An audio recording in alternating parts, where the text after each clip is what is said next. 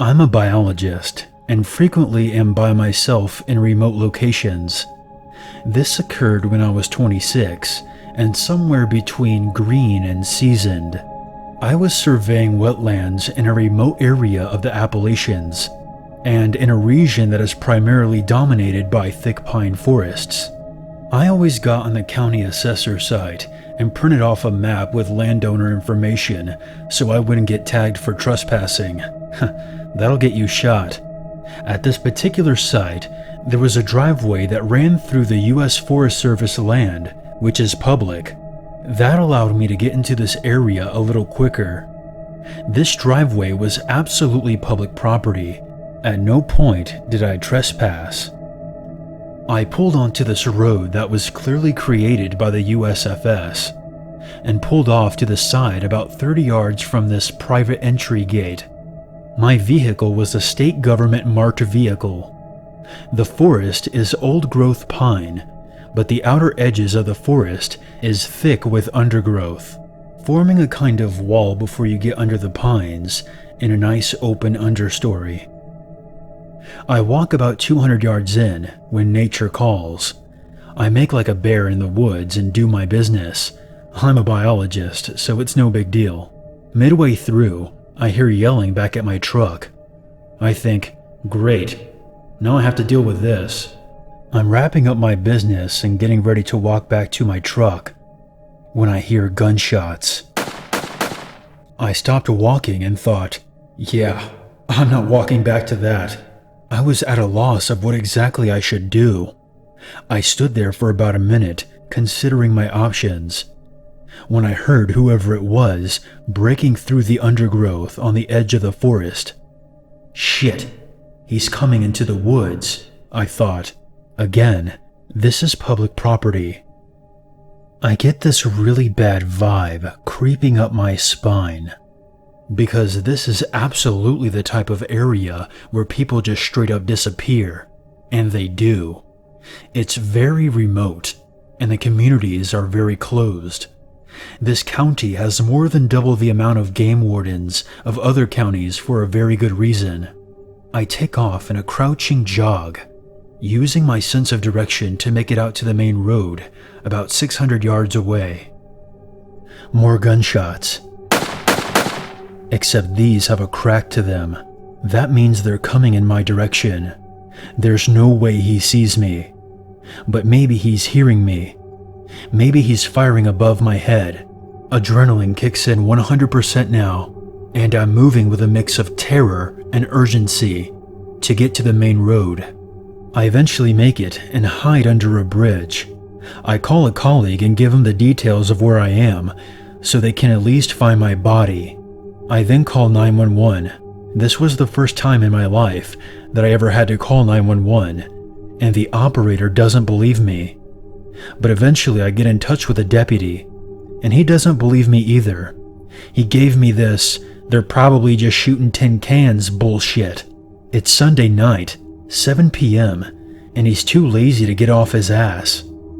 I move further away into a public hunting area, and finally a game warden stops in. He took me seriously, and few of the locals came by and commented about how that landowner is an asshole. He was from Louisiana, and he's not a local. I got along well with most of the locals I had encountered, so this made a little more sense. After about an hour, the deputy gives me a ride back to my state vehicle. That son of a bitch is parked on an ATV and had a rifle laid across his lap, waiting for me in the dark. The deputy and I get out of the car, and I just walk straight to my truck and leave. It's almost 9 p.m., and I had a 4-hour drive to get home, and I just had enough. At the time, I didn't want to talk to the guy, but now I wish I had.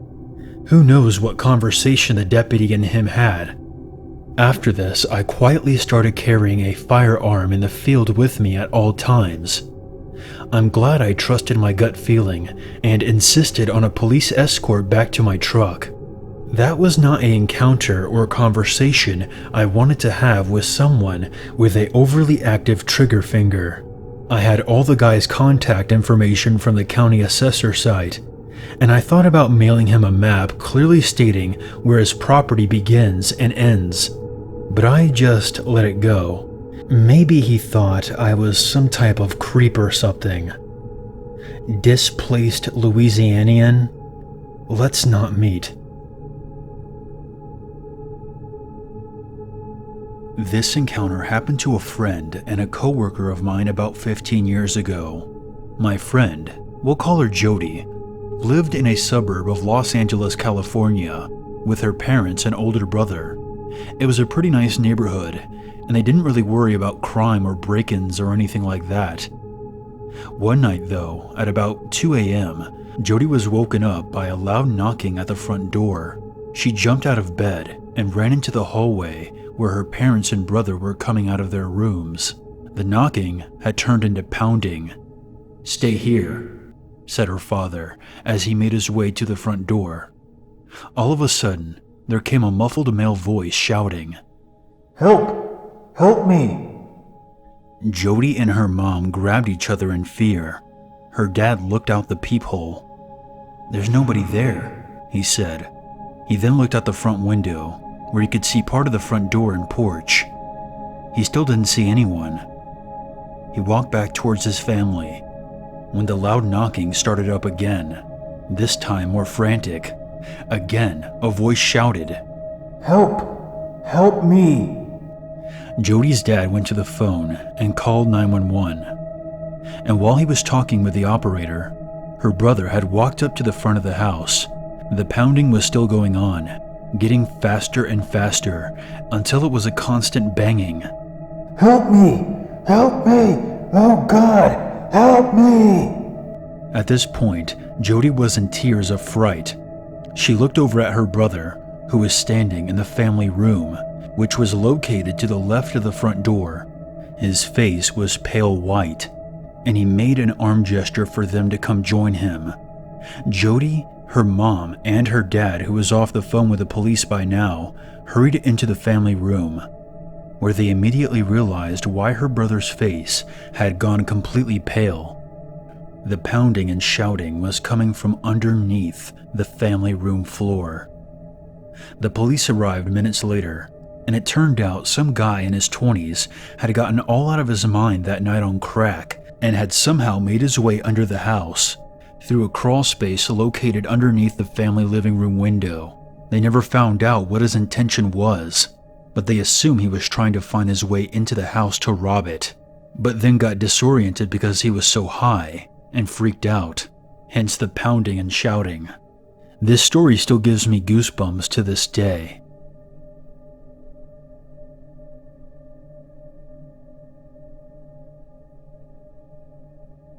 I spent the first 10 years of my life in the city of San Jose, California. When my mother could afford it, she would take me to a theme park in the neighboring town of Sunnyvale called Great America.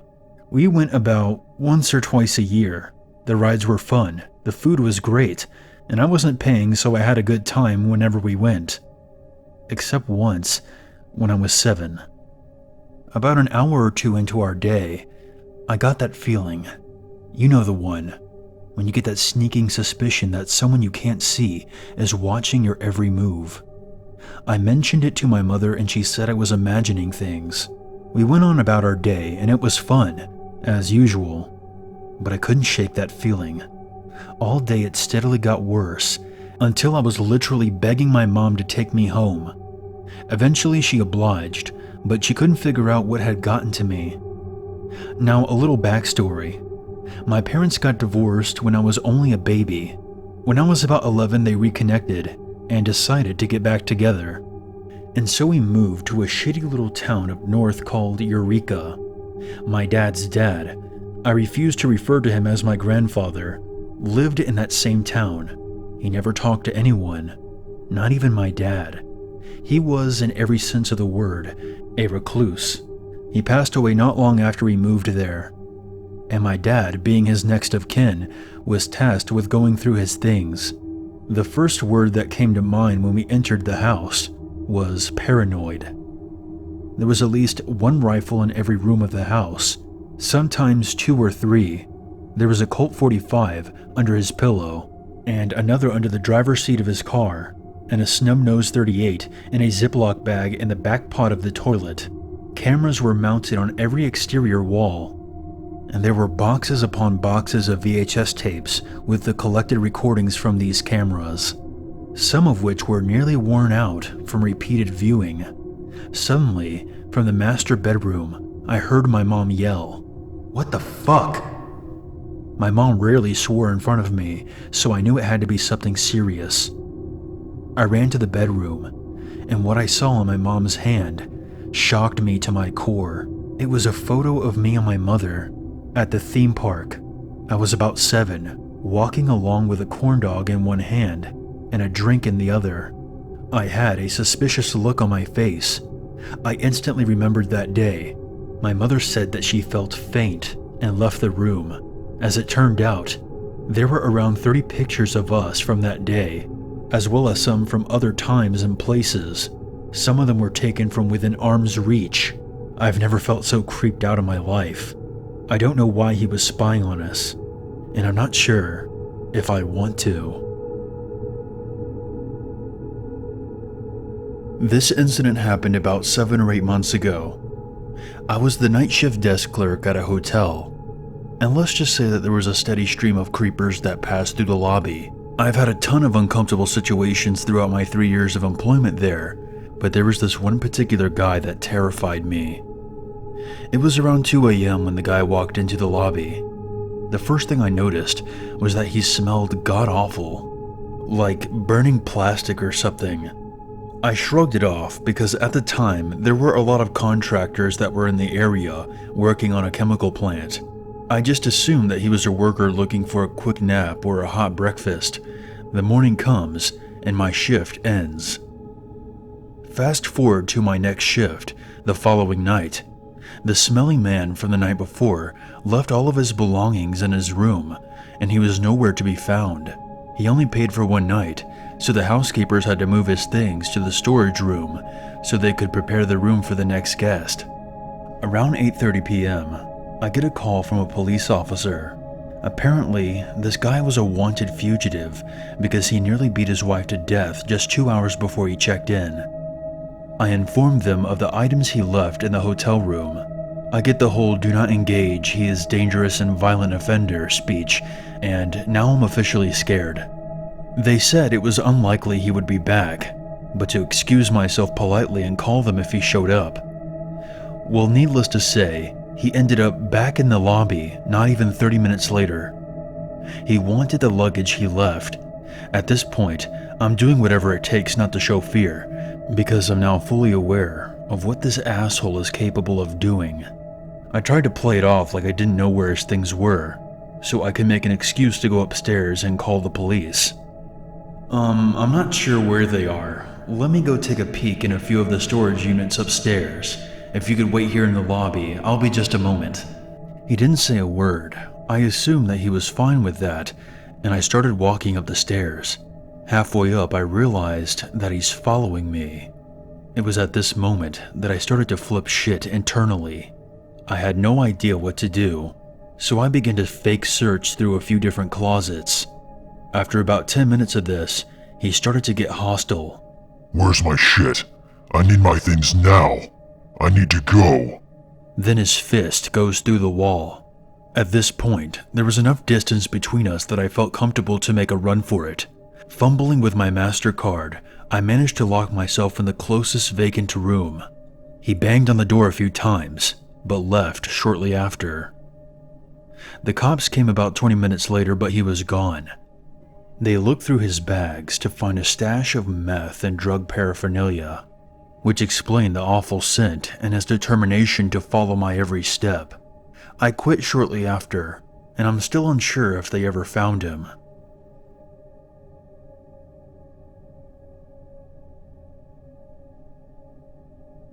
Every August, the county I lived in would throw a huge fair. There were games, rides, shows, food, and all that good stuff for about 2 weeks. Then they would take it down, and I would have to wait for another year. I want to say this happened in 2008. I was 7 at the time, and I was just tall enough to ride something I had wanted to go on for a long time. I convinced my mom to let me and my cousin Jared ride it. Jared was about 2 years older than I was, and my mom trusted us to be safe, so we ran off to the ride. After the ride, Jared had to use the bathroom. The fair only had porta potties, so I had to wait outside for him. That's when this man walked up. He said that I was supposed to go with him. I asked him why, and he just said that my parents said I had to. Now, I know I should have ran away or got Jared or something, but this guy said he knew my parents. It's an obvious lie looking back. He didn't even say their names. But I thought if he knew my parents, he wasn't a stranger. This guy started to take me out to his car. Now, to get to the parking lot of this fair, you had to walk a fairly long time, probably between 5 to 10 minutes. It's a huge field. It was a huge field where they had the fair set up. I asked him again where we were going. He said that we're going to go to McDonald's to get some food. The closest McDonald's was almost an hour away, and I had just eaten not long before that. So I said I wasn't hungry, and I wanted to go see my mom. I started to walk away, but he grabbed my arm and started walking me towards his truck. I froze. I knew that this was a bad guy now, but I was in some sort of state of shock, and I couldn't move. I remember trying to scream, but all that came out was a strangled whisper, and I can remember crying without making a sound. We were right near his truck now, and he was trying to force me into the back seat when this young couple saw him. They must have seen me panicking and crying, because the girl ran right up and grabbed me and started screaming. The guy came over too, but the bad man was already in his truck. He literally ran over the guy's foot as he sped away. That young couple saved my life. I have no idea what the guy would have done to me if we actually got to where he was heading. I know it wasn't McDonald's. The couple walked me to the entrance, and the guy made an announcement that there was a missing child at the front. My mom and Jared arrived shortly after that. They were both crying. I remember running up to her and bursting into tears before whispering why she wanted the man to take me. She said she didn't know who tried to take me, and we hugged tighter and left. We didn't go back to the fair again that year, or at all the next year. My mom was paranoid that the guy was still there, looking for children. I got over this quickly and went on with my life. I only remembered this because my girlfriend wanted to go on that same ride last year.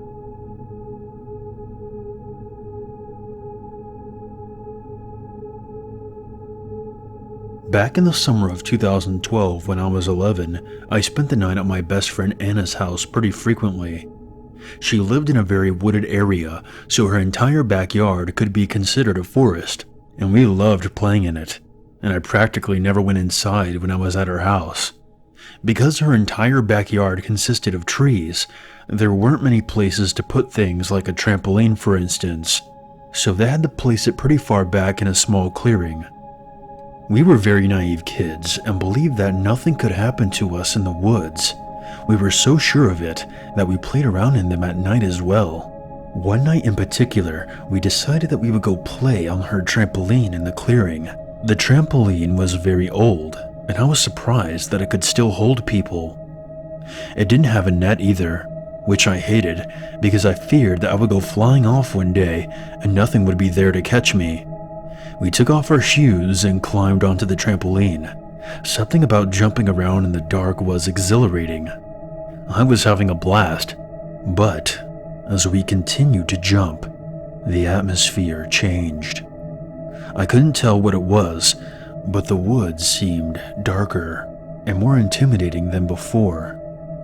Anna stopped jumping and completely froze, staring off into a specific spot in the woods. I stopped too and looked at her. "There's a person," she whispered, pointing to the direction she was looking. My eyes widened, and I turned my head to look for myself. Sure enough, there stood a tall, shadowy figure of a man. He noticed and tried to slightly hide himself behind one of the thick trees. He was still visible though, and absolutely terrifying. We both stood frozen and unable to yell out or run. We just stared at him. He was a bit further back, but we could still see every movement. He slowly moved out from behind the tree. My eyes moved to his hand, and I could tell that he was holding something. I had no idea what it was, but it made the entire situation even scarier.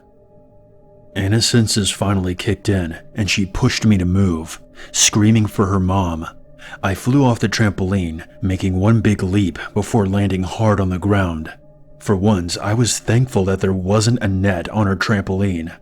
Anna began to run, but I looked back first.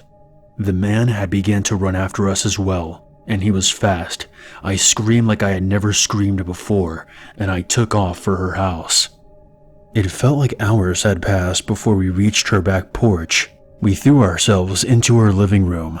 We were both actually laughing from hysteria, but the fear I felt in my stomach was sickening. Her mother, after hearing what happened, stomped onto the back porch and looked around the backyard. She couldn't see anything, but she yelled at them to get away while they still could. I'm happy to say that we never saw the guy again.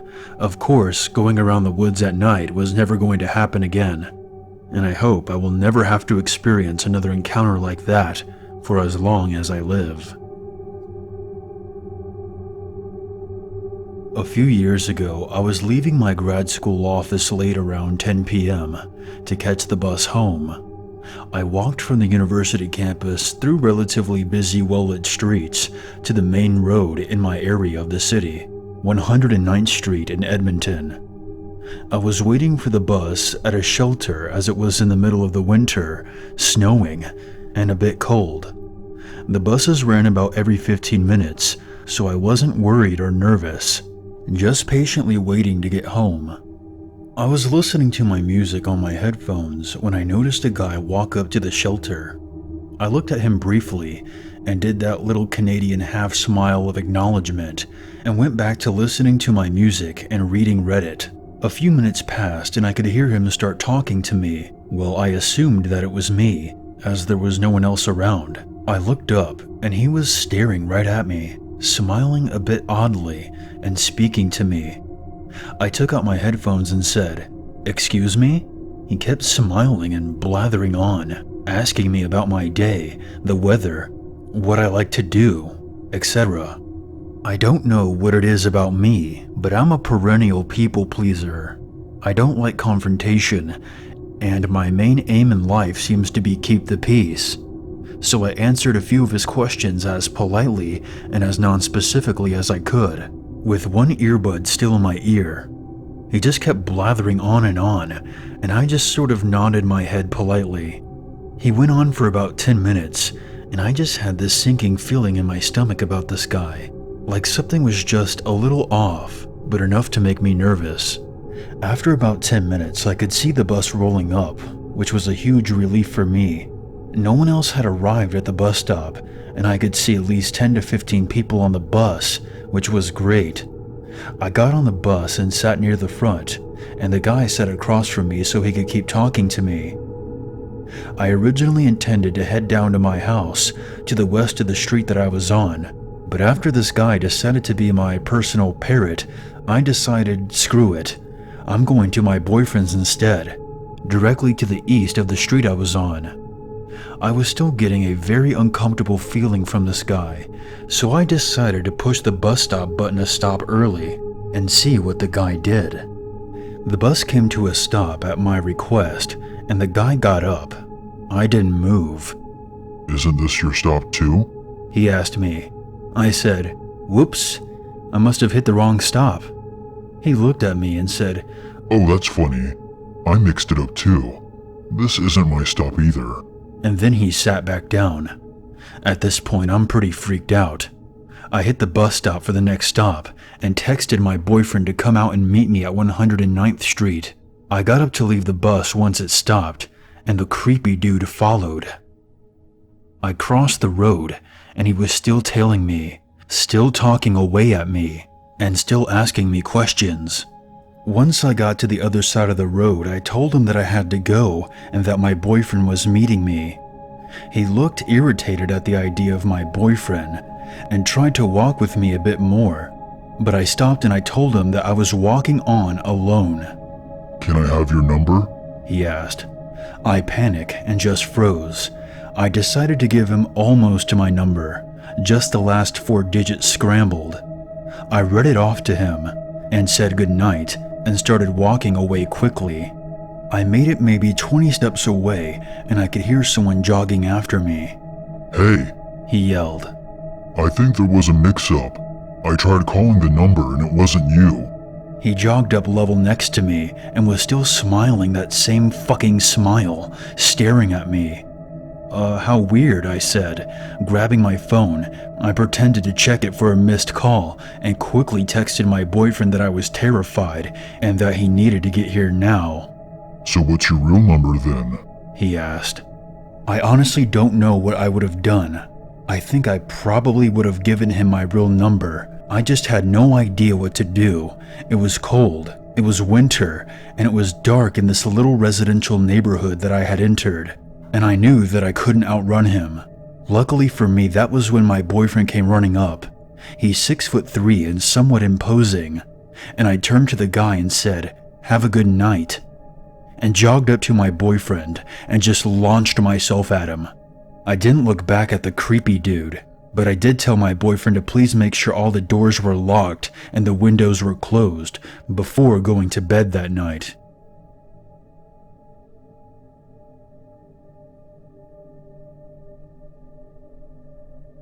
I grew up in rural Michigan and rode the bus to school every morning.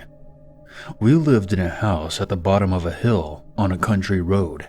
My bus stop, however, was at the top of the hill after you passed my house. The story I'm about to tell happened when I was 7 or 8 years old. I woke up one morning and got ready for school like I usually did. My bus picked me up around 7 a.m., right when the sun was starting to come up. But there were still spots of darkness deep in the woods. I was the only kid who was picked up at my bus stop. So I would stand at the edge of the woods and wait until the bus came. My mom or dad would have to drop me off about 5 minutes before the bus came and hightail it to work in order to make it there by 8 o'clock. It's not that they felt completely comfortable doing this, but they didn't have many options. We lived in a safe area, or so we thought, and the bus arrived on time 99% of the time. So they weren't too worried that anything would happen to me in the 5 minutes I was left alone. So I'm standing there cold as shit, waiting for the bus to come, watching the sunrise slowly in the sky. It's still a little dark out, but not yet bright enough for me to see what's going on around me. I saw the lights of the bus in the distance, on time as usual, and it came to a stop right in front of me. My bus driver, Mrs. Teresa, opened the door and said good morning and gestured for me to hop on. I walked to my seat, put my stuff down, and noticed that the bus wasn't moving yet. Mrs. Teresa still had the door ajar. She just sat there, leaning slightly out of her seat, staring into the woods for a good minute or so. We were off and on our way to school after picking up a few more kids. After arriving at school, Mrs. Teresa escorted us in, which is something that she never did. And I remember seeing her slip into the office and talking to one of the secretaries. I went through my regular school day and I was picked up by my dad in the car rider line as normal. When he picked me up though, he started asking me all kinds of questions. Did the bus pick you up okay this morning? Did any car stop and blow their horn at you as you waited? Strange questions that he had never asked before. The next morning, my parents didn't take me to the bus stop. My mom dropped me off at school before going to work at a later time. This continued, alternating a drop-off by my mom or dad for the remainder of the school year. At the same time, I noticed they changed my bus stop. Years later, I found out why my bus driver went into the school that day and why my bus stop was relocated. When Mrs. Teresa picked me up that morning, she saw a man standing in the woods behind where I was. She alerted the school secretary, who alerted the transportation office for the school district, and then the police. The police investigated and found some items wrapped up in a t-shirt back in the woods. A hunting knife, rope, a rag or washcloth, and tape. The police never found out who that shit belonged to, but the bus driver, my parents, and the police felt certain that whoever it belonged to had the worst intentions. I think about this often and wonder what would have happened to me had my bus driver been a few minutes late, or had she not noticed the man standing in the woods after I boarded the bus. Because of this incident, the school district changed my bus stop to be located right in front of my house. That way I could stay in my house until the bus pulled up. No more standing by the woods for me. I resumed riding the bus the next school year.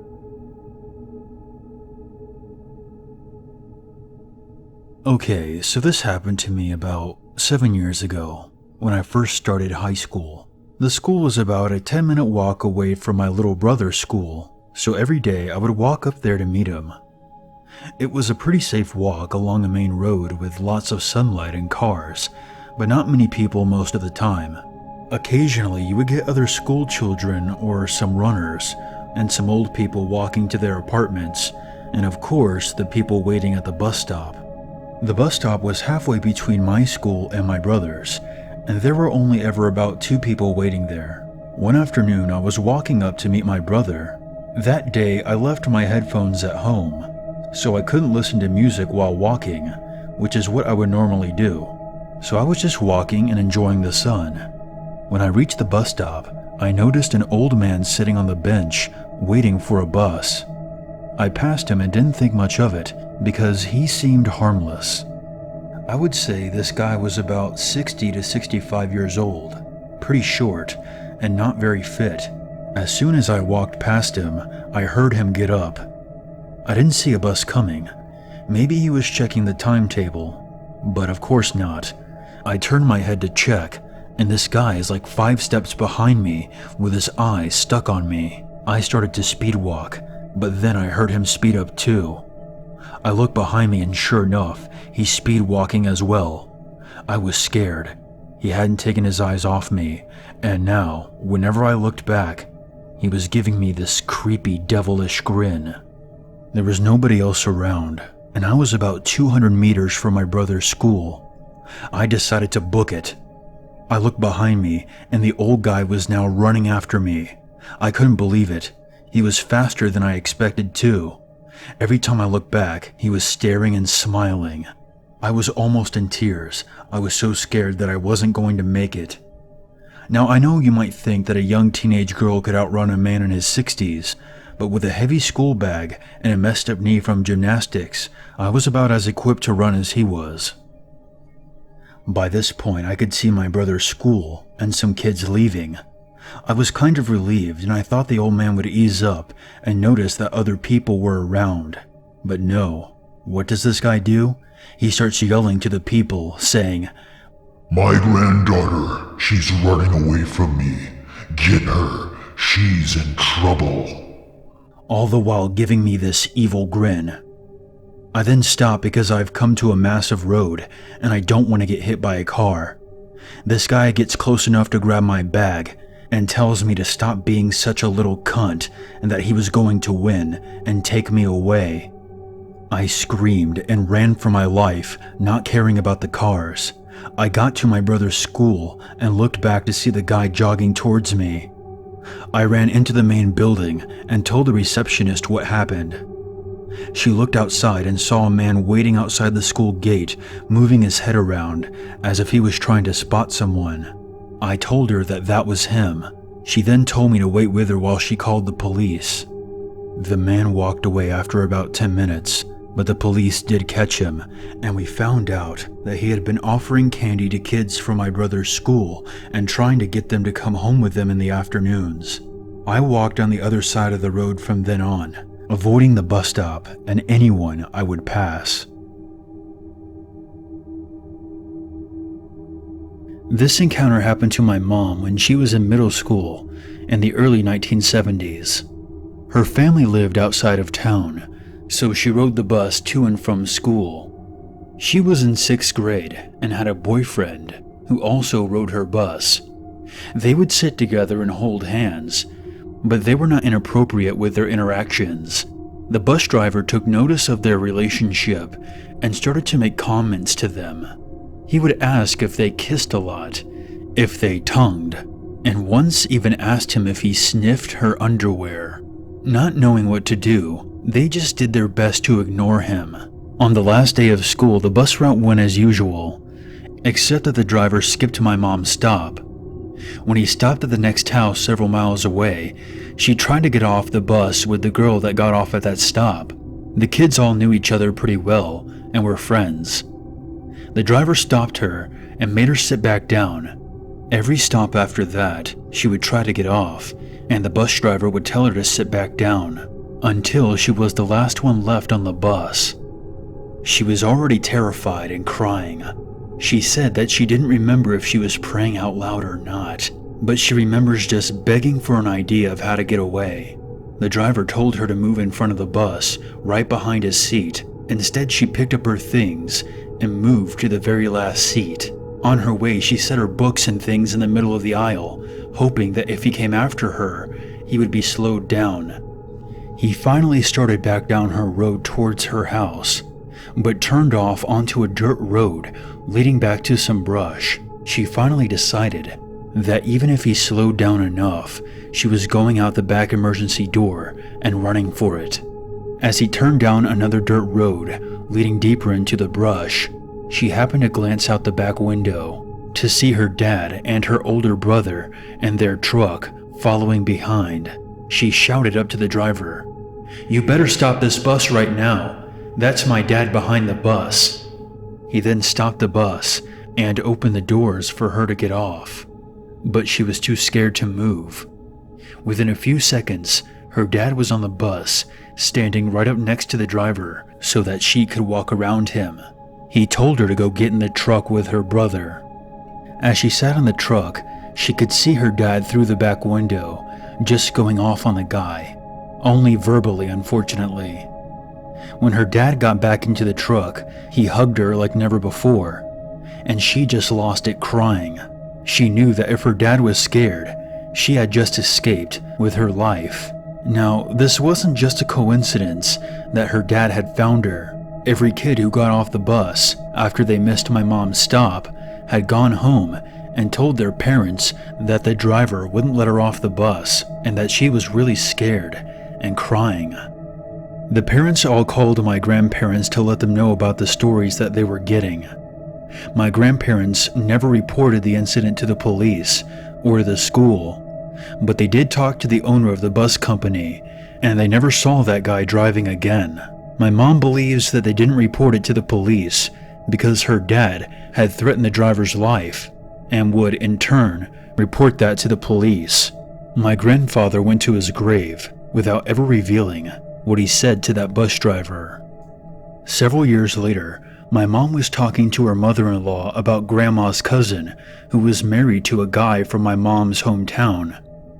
She was telling her that this guy was in prison for impregnating his 14-year-old stepdaughter. As an off-the-cuff remark, she mentioned that the guy used to be a school bus driver in the district where my mom went to school. My mom almost passed out at this news. I know what you're probably thinking, and I feel the same way, that they should have said something to the police and had him arrested long before he found another potential victim. I believe they made a mistake in that regard, but I'm glad he ended up in prison though.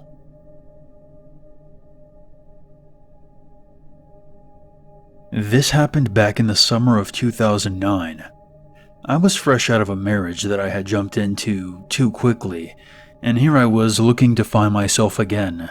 So I called two of my oldest siblings that live in New York City, and I told them that I was coming for a visit. Needless to say, they were elated.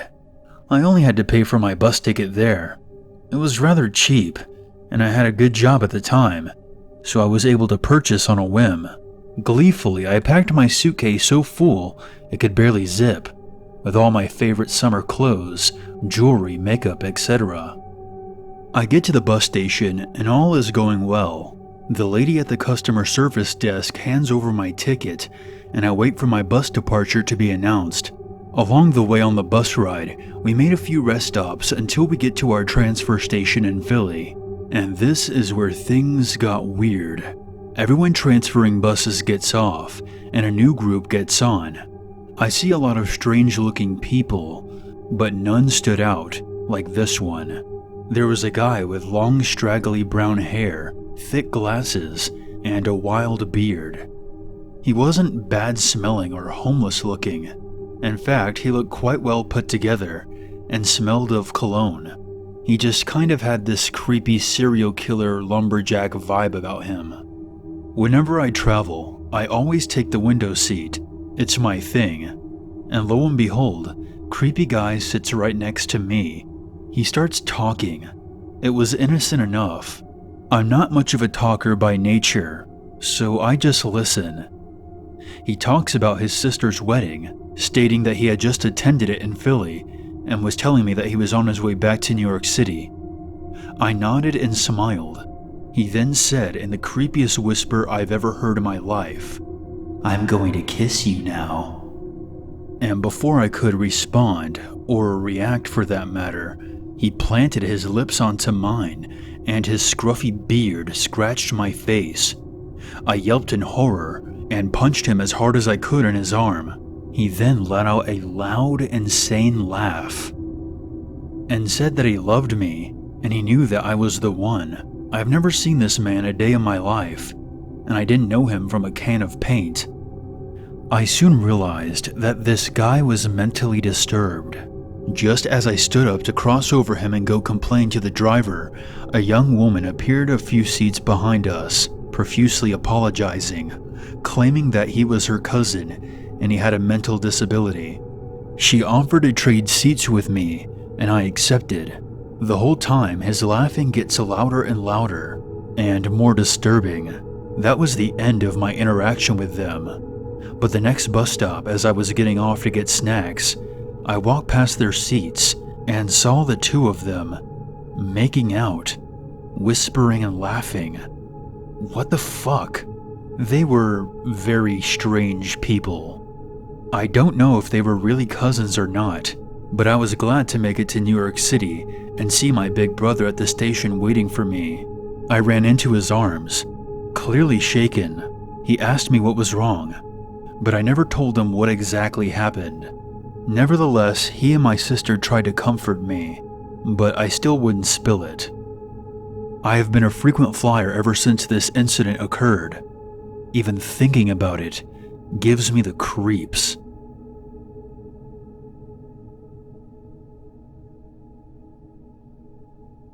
This happened when I was 9. I left school early because my brother and his friend Sally, who were both 7 at the time, had a dance performance later that day. I was with them and Sally's mom and aunt. I did not look like I was with them. My brother is very dark-skinned, and he looked like he could have been Sally's sibling. On the other hand, I'm pasty, almost sickly looking, and we would often get stares when I was with them. So we were sat on the bus. 9-year-old me is in my school uniform, which is a gray knee-length skirt, white shirt, and my red jumper that is tied around my waist. I was sat alone. I had my lunchbox on the seat next to me, and I was minding my own business. About halfway through our 30-minute journey to the theater where my brother was performing, a guy gets on the bus. He was the very stereotypical creeper type, overweight, smelled unclean, baggy, dirty clothes and scruffy facial hair. He made his way up the stairs and stood over the seat next to me. At the time, I didn't realize that there was plenty of other empty seats he could have sat in, so I moved my lunch bag, thinking he needed the seat. He sat very close to me, and I could feel his eyes on me. I was uncomfortable, but being the shy kid I was, I didn't say anything. He sat next to me for a good 10 minutes. Then his demeanor changed. He looked around quickly and moved his hand towards my leg. That's when Sally's mom, who was in the seat behind him, hit him over the head with her umbrella and said, "Stop looking at her legs, you dirty pig." He moved. Looking at him, I don't think he had ever moved that fast in his life. The rest of the journey was okay. I was shaken, but relieved that Sally's mom had seen what he was about to do.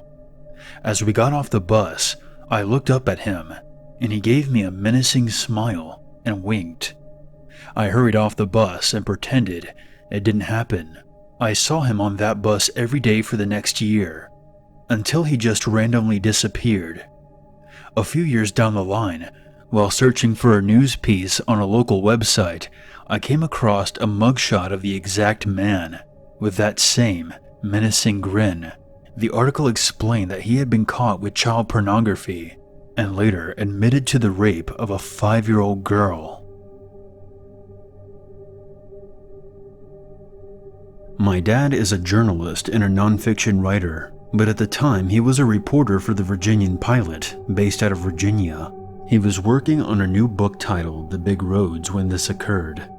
We often went on road trips for his research needs, and once his proposal for his new book was accepted, we went on a cross-country road trip from Virginia to California and back, on Route 66. Me being 13 at the time, I demanded that he let me bring along a friend, and so we were 3. The first quarter of our month-long adventure went off without a hitch. We either stayed in motels with the occasional stay at a grand old historic hotel. My dad, being the outdoors man that he is, decided that we should camp about 5 or 6 times throughout the trip. The first night we camped, we were in the middle of literal nowhere. No one for at least 20 miles on either side, in the middle of the Utah desert. When we arrived at our campsite in our rented minivan, my dad wanted to explore a bit because at the bottom of the hill that our campsite was situated on was an old Pony Express stop. My friend decided to stay in the minivan until my dad and I had finished checking out the old Pony Express stop. We were utterly alone, and as a rather jumpy and skittish 13-year-old girl, it became apparent to me that we were isolated to the point that if anything happened, we would be screwed. That's all I could think about as my dad and I walked down the hill to explore. We checked out the old station, and everything seemed to be going smoothly until we were about halfway back up the hill. A large truck that we noticed driving down the old dirt road a few minutes before had turned into the campsite. We were surprised but didn't really think anything of it. Maybe this guy was on an adventure too. The truck parked halfway up the road and a man got out. He had what I think was a hunting rifle and started hunting around the area that my dad and I were in, about 50 feet from our campsite. Of course, this was an absolute no hunting zone, and my dad became a bit concerned because my friend was closer to the stranger than she was to us. He yelled out to the man, saying that there were children around and he couldn't hunt there. As soon as the man turned to face us, I got an overwhelming sense of complete doom. I felt in my entire body that something was not right. The man looked us over, and without saying a word, he aimed his gun at us. My dad does not carry a gun or knife or any kind of weapon. I felt trapped. My dad ushered me behind a large boulder, but he didn't hide. He stood his ground. There was a solid minute of this man aiming his gun at my dad, and my dad standing completely still, staring back. In my mind, I considered all the ways that this could go down. I was absolutely terrified that this guy would shoot my dad, and somehow my friend and I would have to escape or get murdered during this tense minute. The guy lowered his gun, cocked his head to the side, and pointed at my dad using fake gun fingers, and fake shot him. He then got in his truck and drove away. That night, my friend and I slept in the minivan in 90-degree heat because I was positive this guy would come back and murder us all. We had a few other creepy incidents that occurred on that trip, but we ended up fine and safe after all. 2 days after graduating high school, my 2 best friends and I decided to take a camping trip on a mountain that was frequented by the locals. Although it's by no means in the middle of nowhere, the town that it's located in is a bit smaller and by no means a bustling metropolis. My friends, Brian and Greg, were 2 years older than me and had taken the trip to celebrate their graduation and figured they would introduce me to my college-age years by doing the same thing. We packed up all the necessities, tent, chairs, horrible light beer, the whole 9 yards. It was nearing dusk when we began hiking up to the camping area, which was about 4 miles or so from the base of the mountain.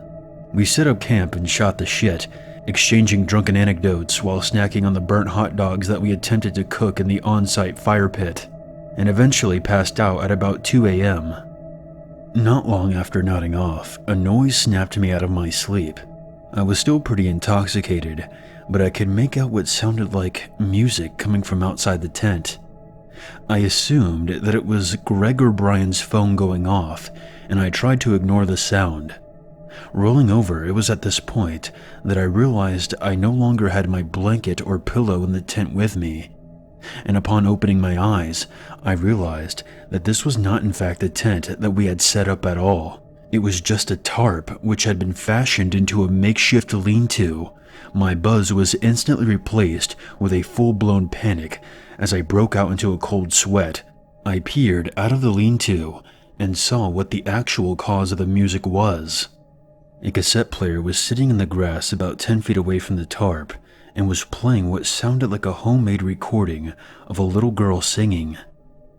The only other defining feature at this campsite was the clothesline. One end was fixed to a tree, the other on the ground, and there were 3 white dresses hanging from it, swaying slightly in the breeze. The whole thing was unsettling as fuck, to say the least. I was still trying to make sense of what was going on when I heard walking in the forest about 50 yards away. I froze, not wanting to believe what I was experiencing, hoping that when I opened my eyes, I would be back at the tent. No such luck. The rustling slowly got closer and closer. The tape abruptly clicked as it came to an end, and the rustling became what sounded like a full-blown sprint. I tore off down the mountain, stumbling a few times and ripping open my knee on the gravelly trail. I didn't even realize it or feel the pain until the next day. I was so full of adrenaline. I don't know how the fuck I managed to make it back to the base of the mountain where we had parked. I locked myself in my car and waited until morning.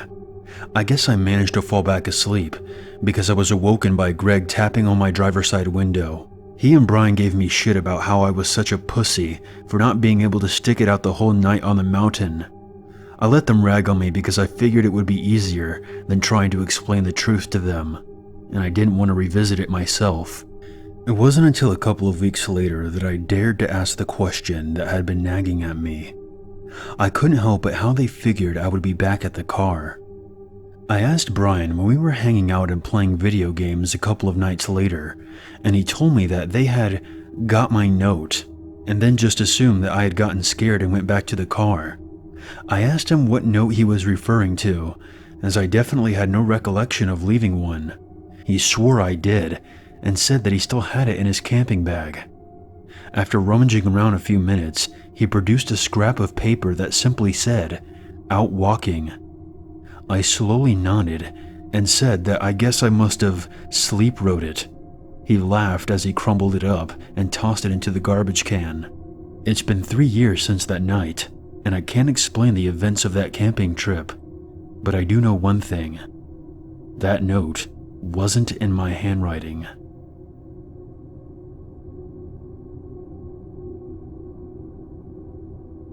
This happened to my parents in the late 1980s. They were in their mid-20s. My parents decided to go camping in California. When they got there, it was kind of late. My mom was sitting down on a log and my dad was unpacking the truck. While sitting down, she heard walking around the campsite. So she quietly told my dad that she heard someone walking around. They both decided to leave, just in case. They drove about 3 miles down the road with their headlights off, so they wouldn't be followed. Once they got to the new site, they set up camp and began to drink their asses off while listening to a boxing match on the radio. Eventually, they settled in for the night. Now, they don't know for sure that this next event is connected to the first, but they believe it is. My dad fell asleep before my mom did. My mother was in that state where you're half awake, half asleep. Suddenly, she heard footsteps outside the tent. She abruptly snapped back into consciousness and listened. She then tried waking my dad, but he was way too out of it. She listened for what seemed like hours, when suddenly she hears, in the creepiest voice you could ever imagine, "Here I am. I'm going to kill you." While the man was saying this, he ran what she believed to be a knife along the tent. She could hear him walking and dragging the knife. She was literally frozen. She couldn't say anything or move. She just sat there with her mouth agape. She finally snapped out of it and screamed, "Jim, grab the shotgun and kill that son of a bitch." With that, my dad finally awoke.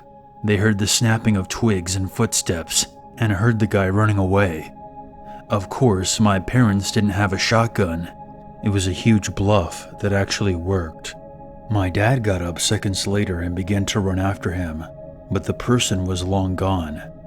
After that, my parents decided that they were going to get the fuck out of there before anything else happened.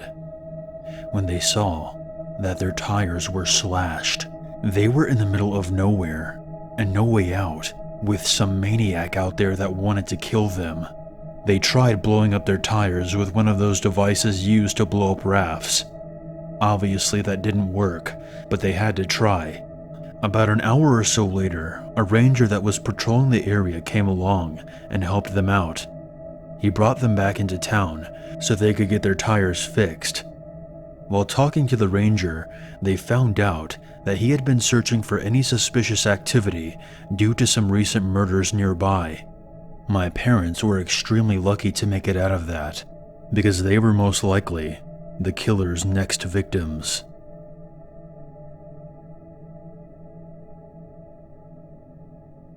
So I would consider camping my passion. It's the only hobby I have that I take so much interest in and I get really excited to do. More specifically, camping alone. Of course, I camp with friends every once in a while, but nothing matches the experience of camping out in the wild, alone. There's something about sitting by a fire you made yourself until late and going to bed with nothing but the sounds of the wild to accompany you. Of course, camping alone also means I experience some pretty scary shit. Usually it's animals, howls and cries from the woods that send chills down your spine, or animals that take interest in your tent. I had bears sniff and bat at my tent, which is absolutely terrifying and usually keeps me up the rest of the night. I make sure I don't keep any food in my tent though, so no animals should ever really want to go into my tent. The scariest thing to encounter out in the wild, however, is another person. You would think that animal and human footprints sound relatively similar, but they don't. I've only had it happen twice now. The first time, it was just passing footsteps in the grass. They didn't do anything, but it still scared me shitless. The second time, someone stopped and waited for a while. They sounded about 20 feet from my tent. I was holding my breath until they just walked off again. However, about a month ago, I had my scariest experience. It was probably about 2 a.m. I had been lying in my sleeping bag for about an hour, just listening to the sounds of the wild, when I heard footsteps approaching. I remember how they sounded as they brushed through the grass. They kept getting closer and closer, and at this point I was pretty freaked. It sounded like they were directly approaching my tent, and that they were. They stopped right in front of the entrance of my tent. I was trying my hardest to keep my breathing quiet. I always take a handgun with me when I go camping, just to stay safe from animals. That was the first thing that came to my mind when they stopped in front of my tent. I needed that gun. As quietly as I could, I reached into my open backpack, feeling around softly through the clothing and such. I finally found the gun and pulled it out carefully. I held it tightly, staring at my tent door. What happened next really made me panic.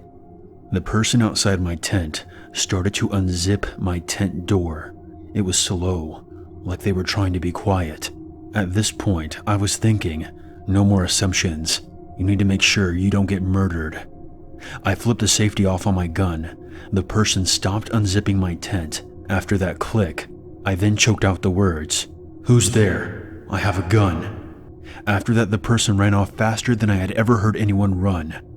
I couldn't shut my eyes after that. I was shaking. I thought for sure I was either going to be killed or kill someone that night. I still go camping alone to this day. The scariness is honestly the best part about it. You never know what you're going to encounter. I shall preface this following story with some relevant information. Some countries have an uncommon yet terrifying kidnapping problem, but instead of asking for ransom, the perpetrators murder their victims and harvest them for their organs in order to sell them on the black market. The buyers are typically wealthy, sickly people who would otherwise be unable to find donors. Back in the late 90s, I was around 10 years old and living in Moscow, Russia. One afternoon, I was in my grandmother's room watching the news on the television.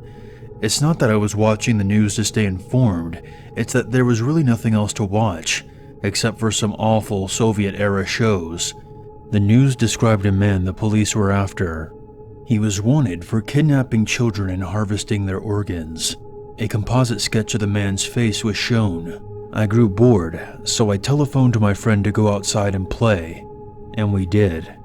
As the sun was beginning to set, we were walking home. The path we took was shadowy, as it was through some trees between a few condominium buildings, with hot water pipes running parallel to the path. Our building was about 60 meters from where the trees cleared and the path ended. We were always cautious about our surroundings when we were outside, especially of other people, so it just came as a habit to look behind ourselves every once in a while. But something was making me really uneasy at the moment, so I looked behind me expecting to see something, and I did. Some man was behind us, maybe around 30 meters. I thought nothing of it and looked to the front again. He seemed familiar for some reason. At that moment, I remembered the composite sketch, and I was immediately gripped by fear. I glanced behind me again, and to my horror, the man was jogging towards us, closing the gap between us. I turned to my friend, but reasoned that if I panicked and just told him to run, he may have thought I was joking, or perhaps I didn't want to arouse the man's suspicion, thinking that if he noticed my intent to run, it would have given him enough time to accelerate to a full sprint. Without hesitation, I muttered to my friend, "Someone is after us. On 3, run to our building." I didn't give him time for a reaction, figuring that if he took it as a joke, then he would just think I was trying to get an early advantage in a race game, which would be ideal. 1, 2, 3. We sprinted, never looking back. I prepared the keys and hoped that I could get open the triple doors in time. The first door we kicked open, as it was the only unlocked one. I unlocked the second door and slammed it shut behind me. I entered the passcode on the next door and stumbled into the building. We immediately laughed uncomfortably since it was both thrilling and scary, much like the times when we ran from a place where we caused mischief, and that's probably what security thought, as the guard didn't believe me. I looked out of the windows and I saw no trace of the man. Could it really have been the same man from the news? I grew up living with my mother and my sister. It was a fairly normal childhood, living in a small town in the UK. I never really knew my dad. All I knew from what my mother told me was that he was a very bad man. I first met him when I was around 10 years old. It was all confusing.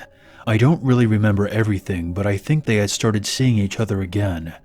They saw each other on and off for a few months, then he would disappear. This carried on throughout my teens up until I was around 15 years old. He started to get quite aggressive, and she would refuse to see him anymore. My mother never told me when I was younger, but he used to beat her to within an inch of her life when she was pregnant with me. One afternoon he came to the door. When my mom would not let him in, he tried to break the door down, shouting that he was going to burn the house down and kill us all. He didn't know that I was there to witness all of this. I saw him at the front of the house with his hands to his neck, mimicking slitting our throats. The day he got arrested, my mom got a restraining order against him. That was the last time we had heard from him until 3 years ago. I got a postcard with nothing but my name on it and a phone number. I instantly recognized my dad's messy handwriting. I thought it was odd that after 5 years of no contact that I would get a postcard from him. I obviously ignored it. In July of 2013, my mother found the police at our door. They came with some news that was shocking, but also not at all. I'll start from the beginning. My grandmother went to visit my father. She is often traveling around, and it wasn't unusual not to hear from her for some weeks. But when nobody had heard anything from her for 3 months, the family began to worry. The last person who had seen or heard anything from her was my dad. This all happened to be around the same time I received the postcard. Her going missing had coincided with the discovery of a body around a half-mile from where she was seen last. A relative identified her from a digital reconstruction of her skull, which was a striking resemblance of her. My dad was the #1 suspect at this point. He was arrested on suspicion of her murder and later charged. The police took statements, told us that they had found evidence and they knew it was him. My father denied everything. We were following the case, which was when all the grisly details started coming out. They had an argument, and he ended up killing, dismembering, and burying her in a shallow grave. They said that she may have been still alive when he dismembered her. Strangely enough, his family were on his side and said that he was innocent. He later came clean about the whole thing. He said he thought she was a reptile in human skin and wanted to cut her open to see the reptile. He was being held in a secure psychiatric facility, but is currently in prison. He has been assessed by multiple psychiatrists who said he has paranoid schizophrenia. He was sentenced to 9 years in prison for manslaughter, not murder. I find it absolutely appalling.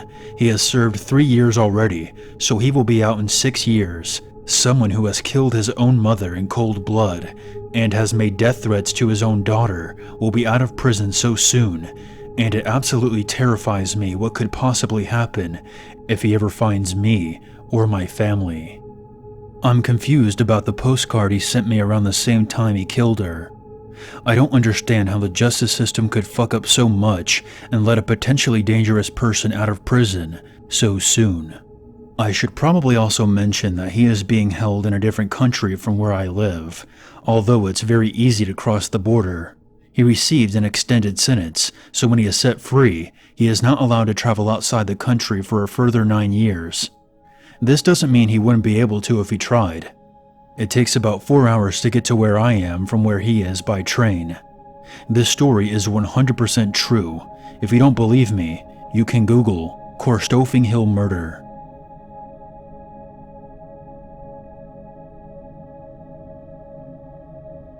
So before I begin, perhaps a bit of background information would help you better understand my story.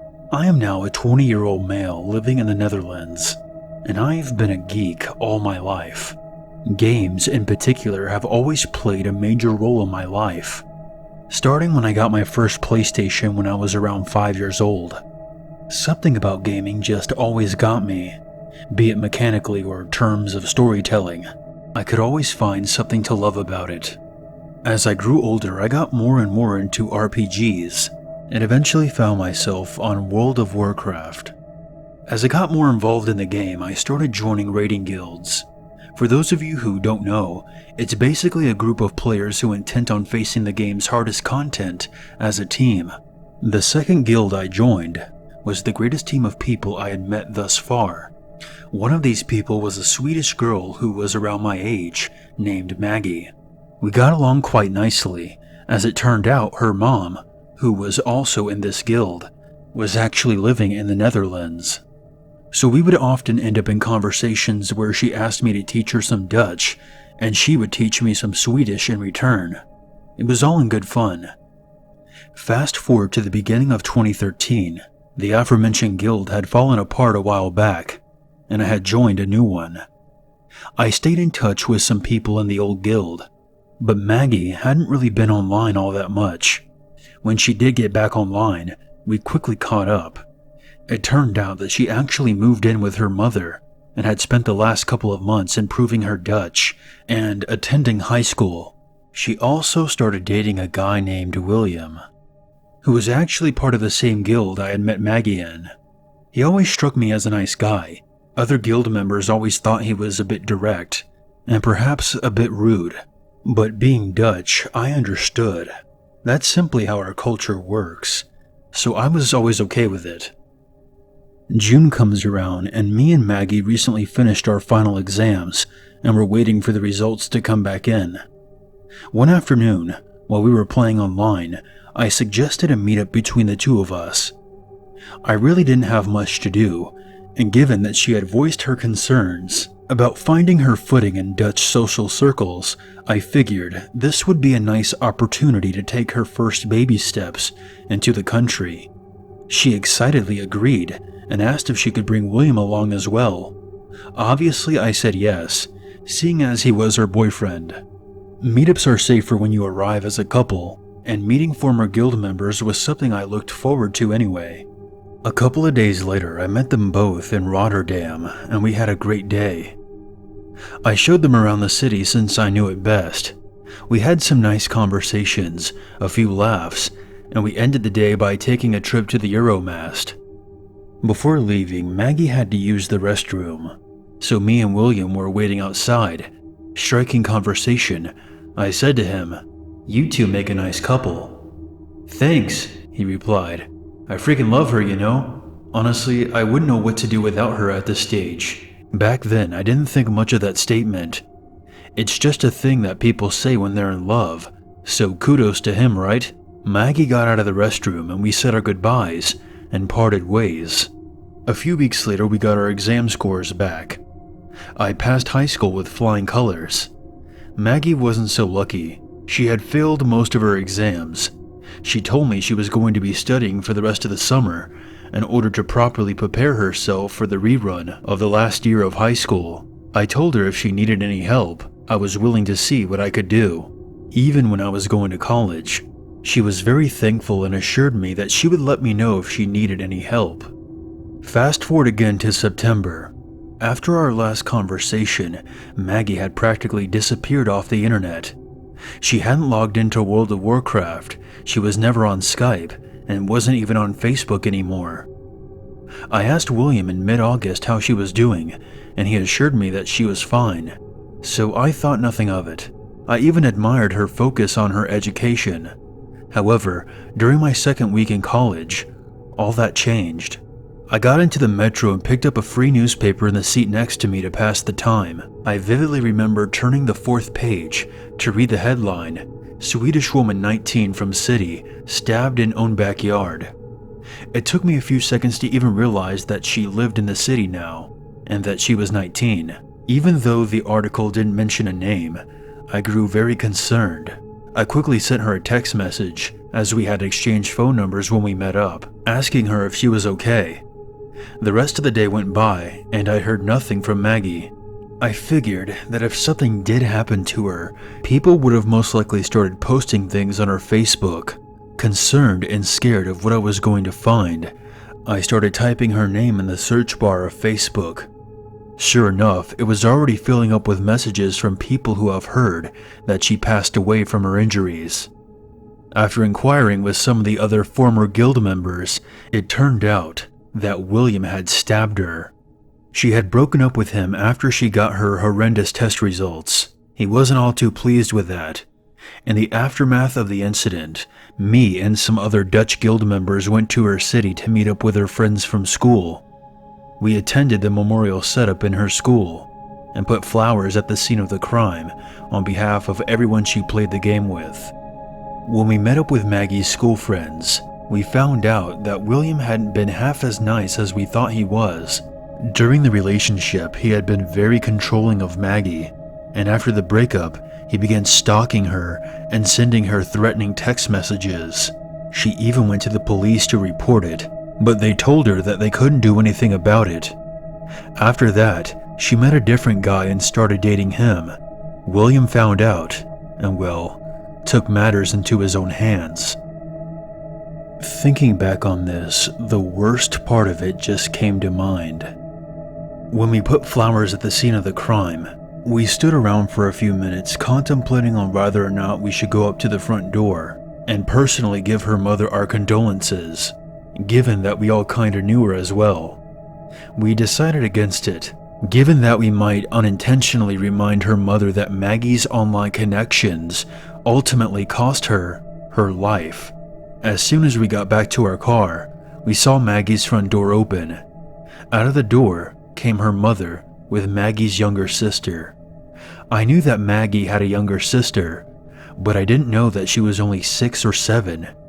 I fucking lost it when I saw her little head hanging down while grabbing a hold of her mother, scared to go around the corner to face all the drawings and flowers people had left there. I found a very recent article that stated that William will most likely be spending 20 years in prison. Honestly, William, I fucking hope you never make it out of there.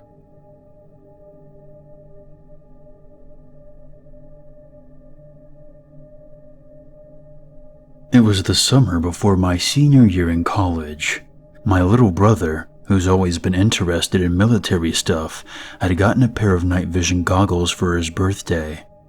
He left them at my apartment. One night, I was bored and decided to try out the goggles at a wooded hiking area / nature preserve nearby. In retrospect, this seems like a pretty stupid idea since I was all by myself and female. But I was young and stupid, and I got myself all worked up at the prospect of possibly seeing a deer or other woodland critters in their natural nighttime habitat. I was familiar with these woods. My best friend and I had hiked there at night before, and we had never run into anyone else.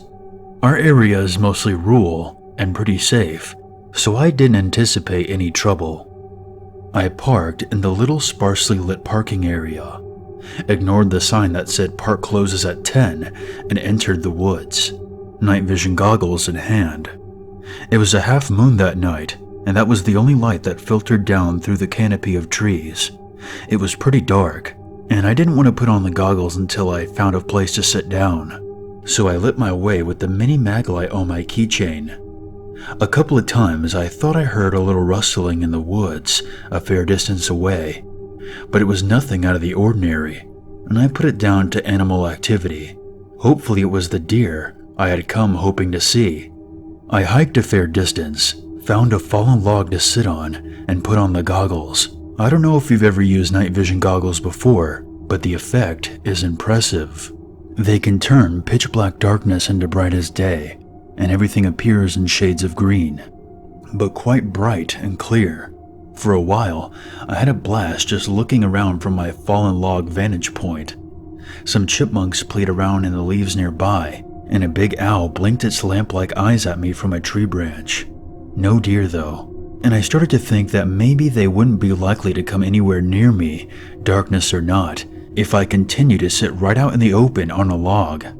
So I decided to find a place where I could be a little more hidden. I made my way a little deeper into the woods, and finally found a huge tree, perfect for climbing.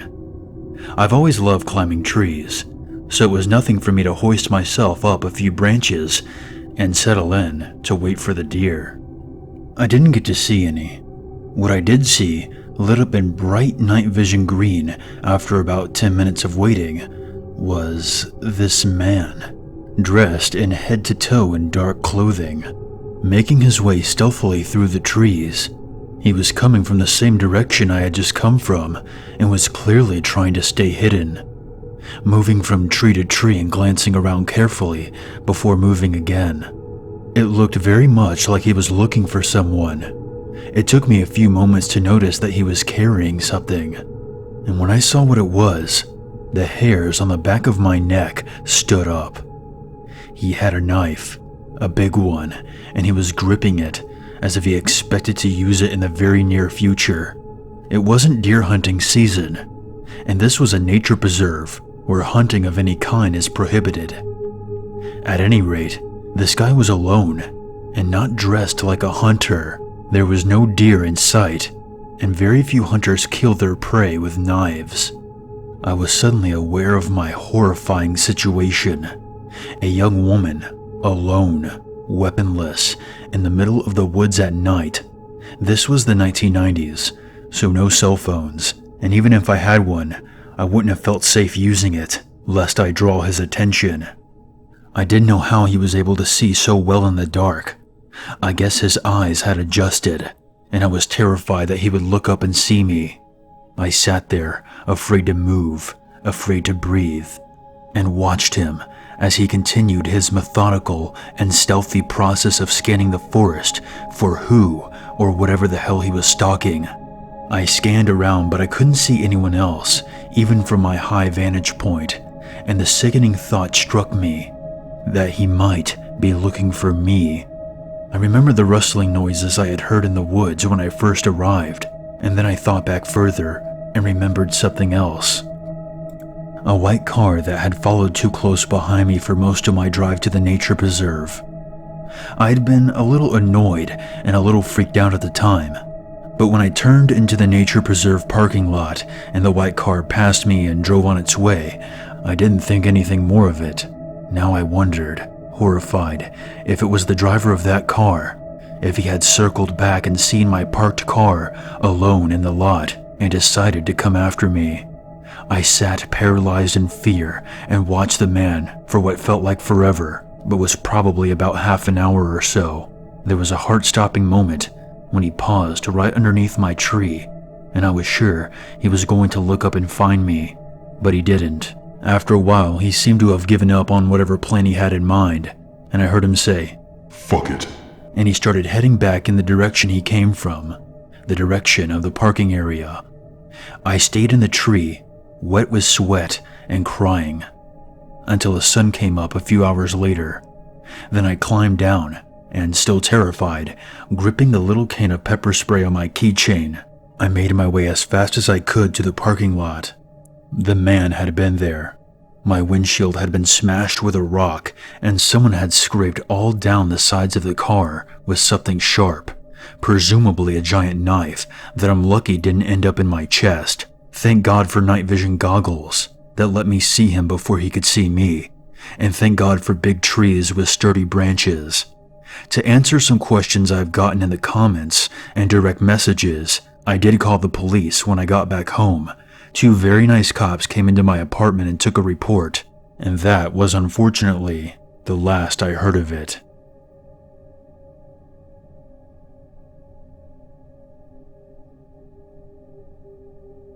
I'm a 28-year-old male living in the Deep South. I am now a functional medicated therapy attending paranoid schizophrenic. However, I wasn't always this way, and this story comes from a time before I ever even knew something was wrong. It was about April of 2007 when this happened. I had just come out of a painful divorce, and she had taken all my friends away from me in the process. I was obviously trying to reach out to anyone I could, but I had severe codependency issues that I didn't know how to address. Anyway, I found myself wandering the game section of my local Walmart, as I am still a gamer at heart, and had to see what was available. Things were going alright, and I seemed to be in control of myself. Then he appeared. This poor unsuspecting soul started talking to me about World of Warcraft, which I happened to play. I perked up at this point, thinking that I could make a friend, a new friend that hadn't been taken from me. We made casual jokes and talked about the new expansion. I can't remember if it had just come out or if it was soon to come. At this point, his mother, he was probably about 18 judging by his appearance, came by and took him to another aisle. He didn't say goodbye, he just walked off, and like that, our conversation was through. Well, in my mind, we had made a connection. We had bonded. In my sick, twisted state, I thought he would appreciate it if we hung out for a while. So I followed him. I made it a point to casually stroll down the aisles that he happened to visit and strike up conversations with him about random things. I can't even remember. I could tell he was getting creeped out by the 3rd time I had done this. He started getting this deer-in-the-headlights look every time he saw me, and it was starting to become a horror story, though in my eyes it was perfectly natural. At some point, however, his fight or flight must have kicked in, because when I appeared again, as soon as I opened my mouth to speak, he screamed, "Leave me alone!" and stormed off, dragging his mother as quickly as he possibly could. This was a wake-up call for me, that I was being severely creepy and also a stalker. I realized that this could very well be the behavior that caused my divorce in the first place. I checked myself into a mental institution soon after and got the help I needed.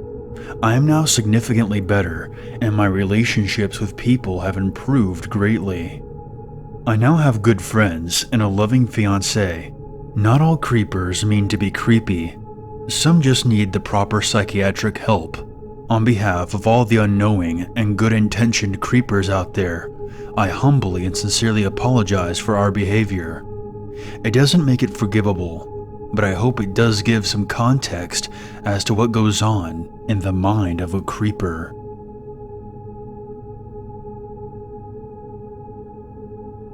I'm a 19-year-old guy who lives in Montreal.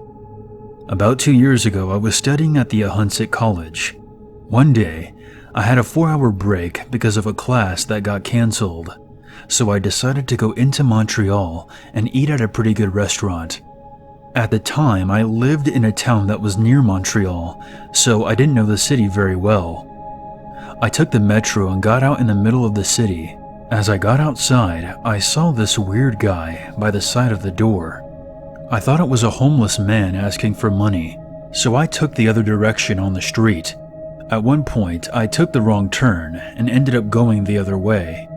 When I realized my mistake, I was on an empty street, so I turned around to go back, and behind me about 50 meters away was the weird guy from the metro. We were about a 10-minute walk away from the station.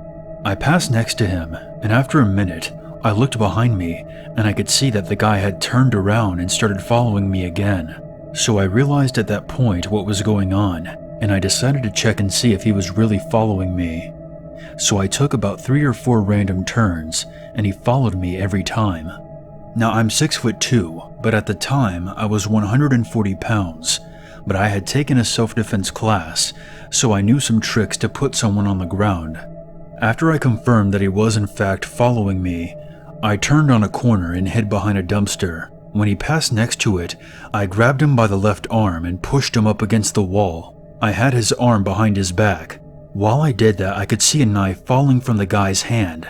I pushed the knife away with my foot and took out my phone to call the police. While we were waiting for the cops to arrive, I held him in that same position, and he kept begging me to let him go and that it was just a joke. When the cops arrived, they took him away and put him into the cop car, and the guy started crying. When I think about what I did to him, grabbing his arm and putting him up against the wall, I realized that things could have gone a completely different way had I not been so cautious, and that I was very lucky that day.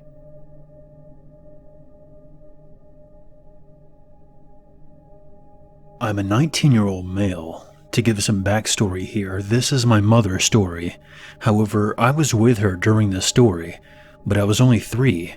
Therefore, I only remember this slightly. I'm going to tell you this story from my mother's point of view. To give you an idea of the layout of our house, the living room has multiple windows that directly look out into the back garden. There is a big gate on our driveway to stop anyone from getting in. Next to the living room is the kitchen, which also has more windows, but also the back door. This will be relevant to the story. Okay, so my mother was completing the household chores as she does every day. I was sitting in the living room watching television on the sofa, with my back to the living room windows. All of a sudden, I saw a figure reflecting off the picture frame hanging on the wall opposite to the window. I asked my mom if my dad was back from work, to which she said no. I'll never forget the look of terror on her face when I told her that yes, he was, and that he was standing in the garden. She looked outside the window and almost had a heart attack when she saw a scruffy-looking but fairly built man outside the living room window. This didn't seem to faze him one bit. He psychotically smiled at my mother through the glass. My mom then asked him what he was doing on our property. He said nothing, with the same sadistic smirk on his face. She said that she was going to call the police, and what he said next was one of the scariest things I've ever heard. He screamed at my mother through the glass that if she even pulled her phone out, he was going to break the glass and kidnap me. My mother was terrified. She wanted to protect me by calling the police, but she also didn't want him to hurt me if she did try to call them. As soon as he saw that she was terrified, He ran for the back door. Luckily, it was locked because my mom has always been a paranoid person, so she always locks the doors. He screamed at her to let him in, or if she didn't, he would find a way in and kill us both. My mother told him to fuck off, which enraged him, and he pulled out a pocket knife and began bashing hard against the windows. I was still oblivious to what was happening, as I just thought it was my dad, only being 3 years old. My mom frantically grabbed me, and I don't mean picked up. She literally grabbed me off the sofa and booked it upstairs. We were backing up in the upstairs hallway, looking for anywhere to hide, when my mom's younger brother popped out of his room with his headphones on. My mom didn't realize that he was home, and he clearly didn't hear the commotion downstairs because of his headphones. My uncle was 25 at the time and was really well built. He intimidated a lot of people. My mom cried and told him that there was a guy trying to break in. While she was telling him this, that creepy lunatic screamed from downstairs that he was inside the house. He then said, "Boogeyman is coming out to get you," which really freaked me out. It freaked me out so much that I actually still remember that to this day. Anyway, since the guy didn't know my uncle was home, he kept screaming and telling us to come out, and that it won't be painful. My uncle told us to lock ourselves in the bathroom and call the police. We did, and after 5 minutes of groaning and blatant violence downstairs, the police stormed in and found the guy bloodied and my uncle on top of him, beating the shit out of him mercilessly. My uncle did not hold back. Turns out the guy was a known pedophile, which is why he was watching me for so long while I was watching TV. After that day, my mom was terrified to be alone at the house. I loved it as a child because I found the running and hiding fun. Obviously because I was only 3. I can never thank my uncle enough for being there at the right time, when my mother clearly forgot that he was still home. It honestly gives me chills wondering what he could have done to me and my mother if my uncle wasn't home.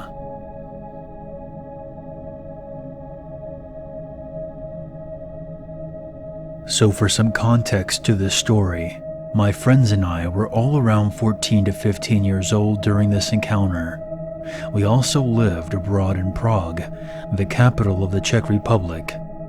We all attended an international school, and we were like family. This was 5 people, mind you, a very close-knit group. Our parents generally trusted us to go off on our own in the safer parts of Prague, mainly around our school. This is relevant later on.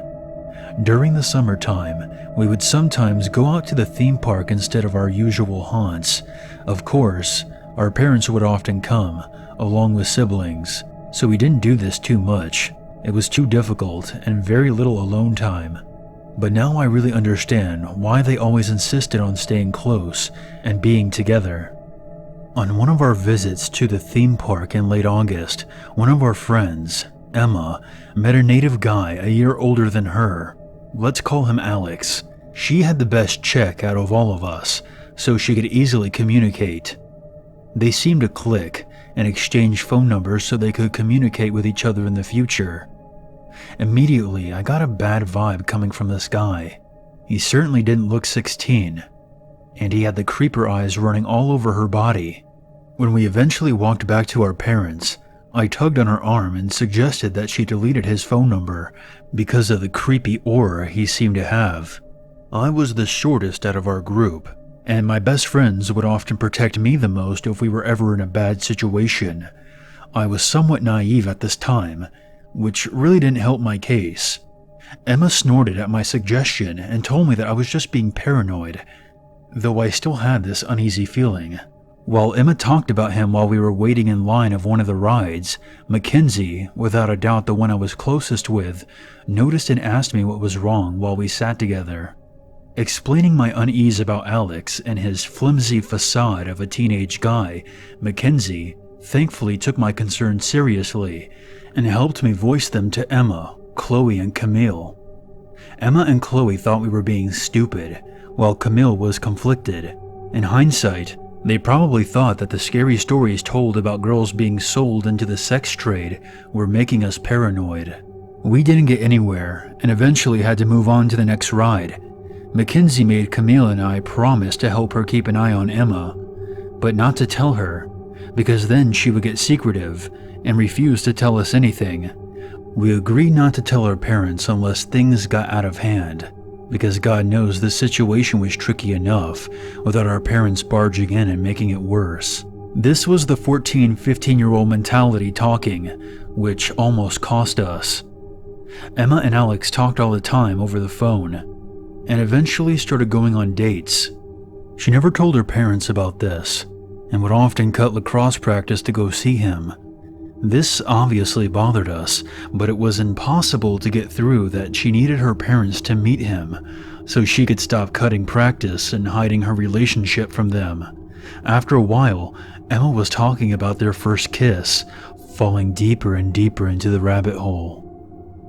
Finally, in mid-October, Emma left us on one of our tracks through the mall to meet Alex. Chloe was sick that day, and with no one to stop us, we decided to follow her and see where she was going to meet him.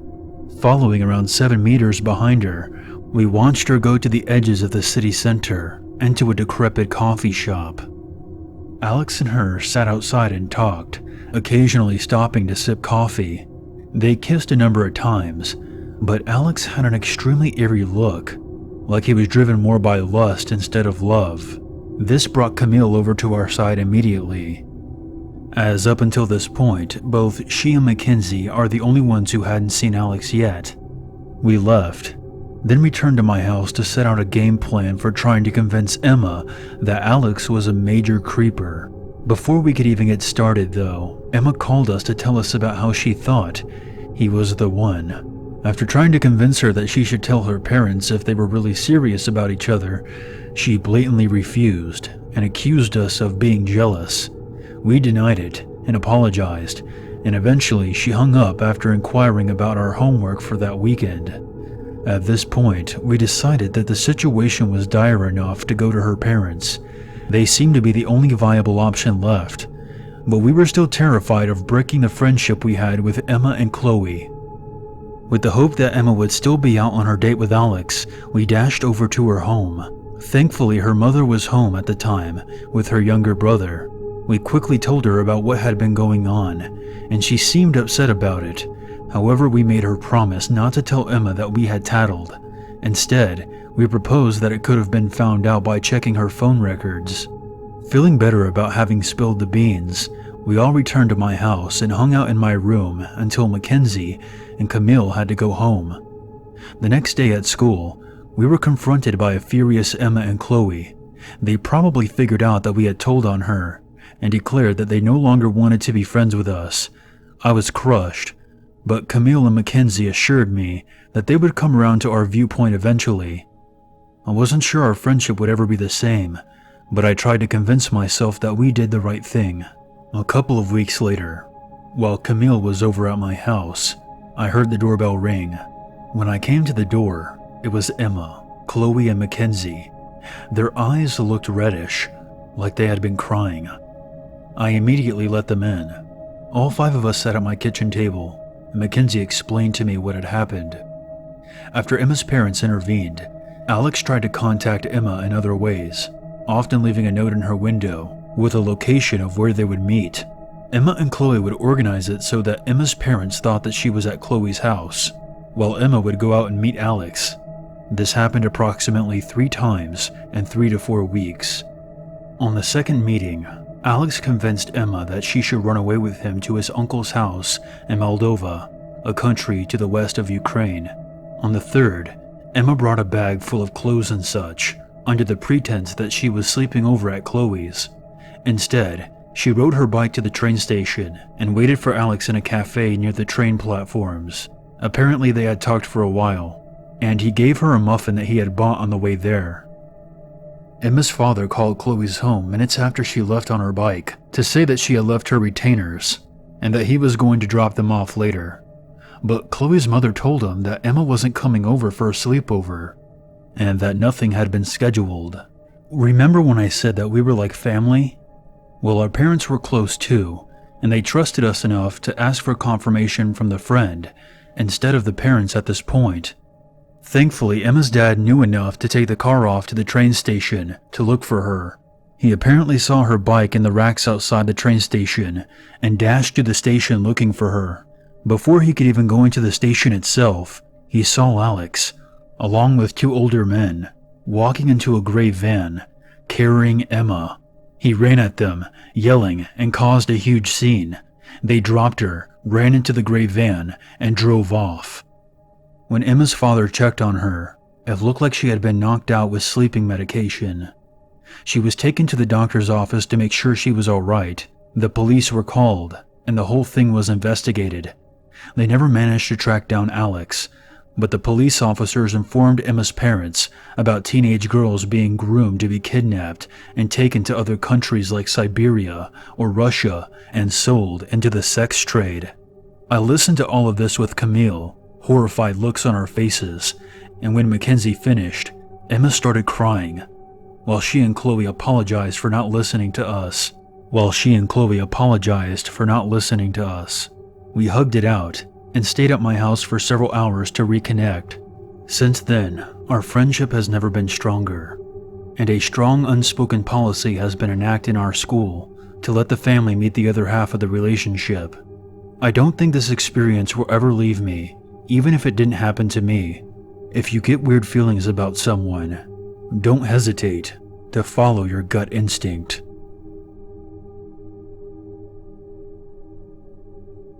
I moved to my dad's when I was 10, and I didn't know anyone in the area except for the family my dad was friends with.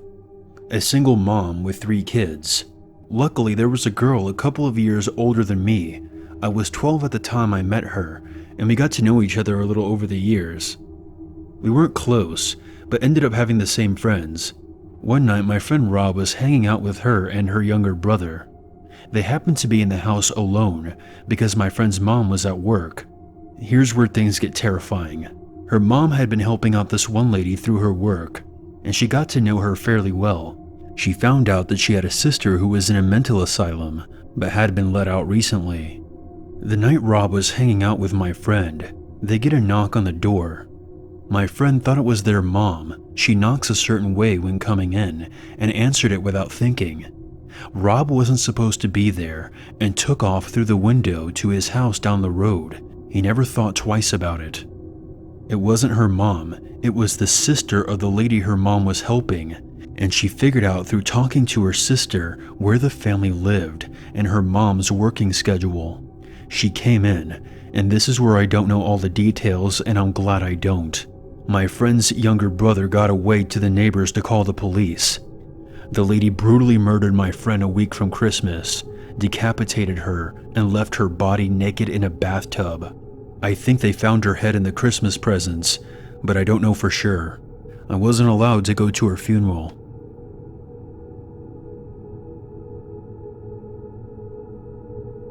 This took place when I was 8 years old, so I apologize if the story and the chronology are a bit spotty. I didn't have an in-depth understanding of all that was going on at that age. My friend and I were walking around, just messing around in the snow, when we ran into a cop who said that something was going down and they were chasing someone, and asked if we had seen anybody. We actually didn't, but we were 8 and wanted to be helpful. So we said, yeah, we did. We saw a girl run down the path right there.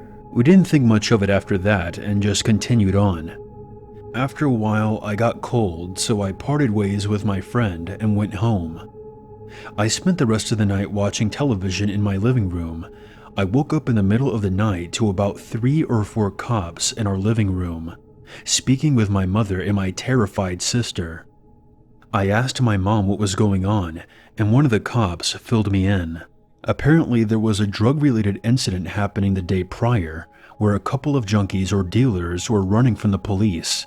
The 3 junkies had been coordinating over walkie-talkie in our neighborhood to evade the police. At some point during the night, the woman entered our house. The police sketch actually looked a lot like the junkie lady that crushed her husband's head with an ATM in Breaking Bad. According to my sister, she came down the stairs where she was reading a book, which means that the woman entered through our front door. which leads into our living room where I was. Neither me or my sister noticed her, as we were intent on whatever we were doing. The woman snuck past, changed into my mother's clothes, dumped her drugs in a drawer, and left her clothes in the guest bedroom. She tried to sneak past my sister again, but my sister saw her and freaked out.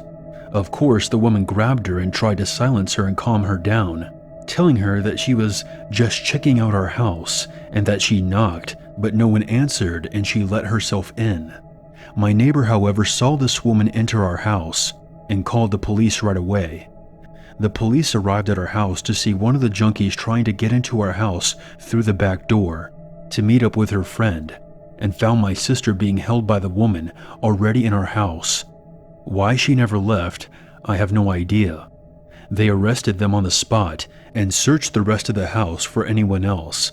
After telling us this, they took us down to our guest bedroom, where we found all the drugs and her clothes hidden under the bed.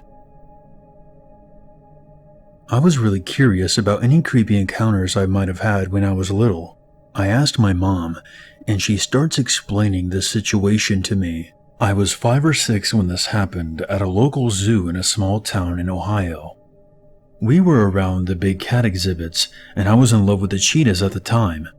And one of the exhibits had about 2 or 3 ocelots that liked going near the fencing around their enclosure. There was a tall wooden fence about my height, and then heavy-duty wire around the enclosure. But then there were holes big enough that I could surprisingly stick my chubby kid hand in. I remember thinking that the ocelots were just baby cheetahs, and I was trying to pet one of them. We started walking around the rest of the zoo. I got cotton candy stuck in my hair and almost pissed myself when we went into the aquarium because I was terrified of sharks, etc. Basically, we were having an awesome time, and Kid Me was excited about all the animals around. That was until my mom says that she noticed a woman watching us intently. We wound up heading back to the big cat area because I wouldn't shut up about the ocelots. Mom says she got slightly nervous when we were walking back because she thought that the woman had been following us around. Mom had a stress-related mental illness, and I guess she got a little paranoid. But in this case, it was a good thing. This woman comes up to me as I'm watching the ocelots, and I remember thinking that she looked like a movie star because she had blonde hair and bright red lipstick. She says something like, "Come with me, honey. We'll go look for a zookeeper and see about letting you pet those kitties." So I nearly shat my pants at the opportunity. I ignored my stranger danger lessons and took her hand. As I'm walking, I remember getting this feeling that I'm going to disappoint the hell out of my mother because I know going off with a stranger is bad. But ocelots, man. I'm just beginning to get led away when I hear my mom shout. I turn around, and this is where things get hazy. I remember seeing my intimidating, frizzy red-haired giant Amazon of a mother barreling towards me and the blonde lady through a crowd. Mom scoops me up and I wave goodbye to the woman as she stumbles away looking pissed off. And that's where the memory fades out. Mom says she had to physically wrench me from the woman because she kept yelling, "This lady is trying to take my baby." I started crying when the woman tried to lead me away again, and apparently I shouted that she wasn't my mother. Looking back on this, I just feel really emotional about it, and I thank my mother profusely like an ass, because I now realize what a close call it had been. So this is currently happening to me. It's been going on for close to 3 weeks now.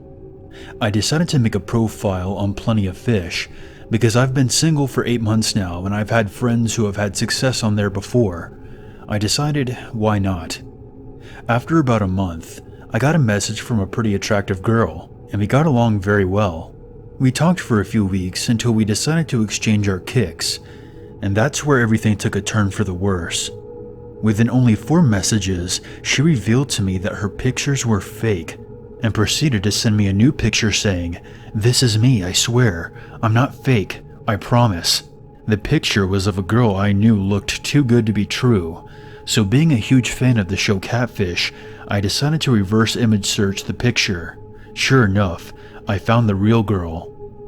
I told her about what I found, so she did it again, sent a new picture. I did the reverse image search again. Same thing. Not her. At this point, I got fed up and I told her never to talk to me again. She became extremely angry, started calling me every name in the book, telling me that she's a stripper and would pleasure me anytime I wanted and that I lost out. I started getting messages from other accounts on both POF and Kik, claiming that they were her friend or someone who works with her. They talked the same way she did, and I knew deep down they were all her. The friends started sending me messages and threatening me, saying, "I know where you live. Her dad is going to beat the shit out of you." And there was one that made my heart drop. "I know you live in Pine Ridge. That is my neighborhood." This went on every single day. I would get up to 30 kicks a day from her. I never replied. I got so sick of it, I made my Instagram private, deleted Facebook, took down my profile, and made a new Kik. About 5 days went by, and then the worst thing happened. I got a message on my new Kik. It was a picture from a username called Killer2 Coming For You. When I opened it, I almost pissed myself. It was a picture of my house from across the street. I could see the window to my room with the light on. I called the cops. Long story short, they told me they couldn't do anything because she hasn't physically harmed me yet. Thanks a lot, police. I've been sleeping with a knife under my pillow ever since. Thank God she hasn't done anything yet. But today, only a few hours ago, I got a new message on Kik from a friend of hers. I know it's her, but she just flipped, swearing hardcore. "Fuck you. Fuck your dad. Fuck your mom. You're a fucking loser." Me being curious, I decided to sign in my old Kik, and sure enough, 10 new messages. They were all saying how she loved me, but she's now pregnant and has a boyfriend, and how she's still in love with me and wants me to raise the baby with her. Sure enough, she sent me a new picture of a pregnant girl with the caption, "Proof that I'm pregnant." I saved it and did a reverse image search on it. Sure enough, there's thousands of sites with that picture. Every day I'm living in fear, waiting for a new message.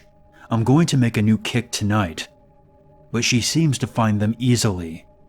I'll keep you guys updated on this. I'm sorry this is so long, and thank you for sticking with me. Please, wish me luck. Update.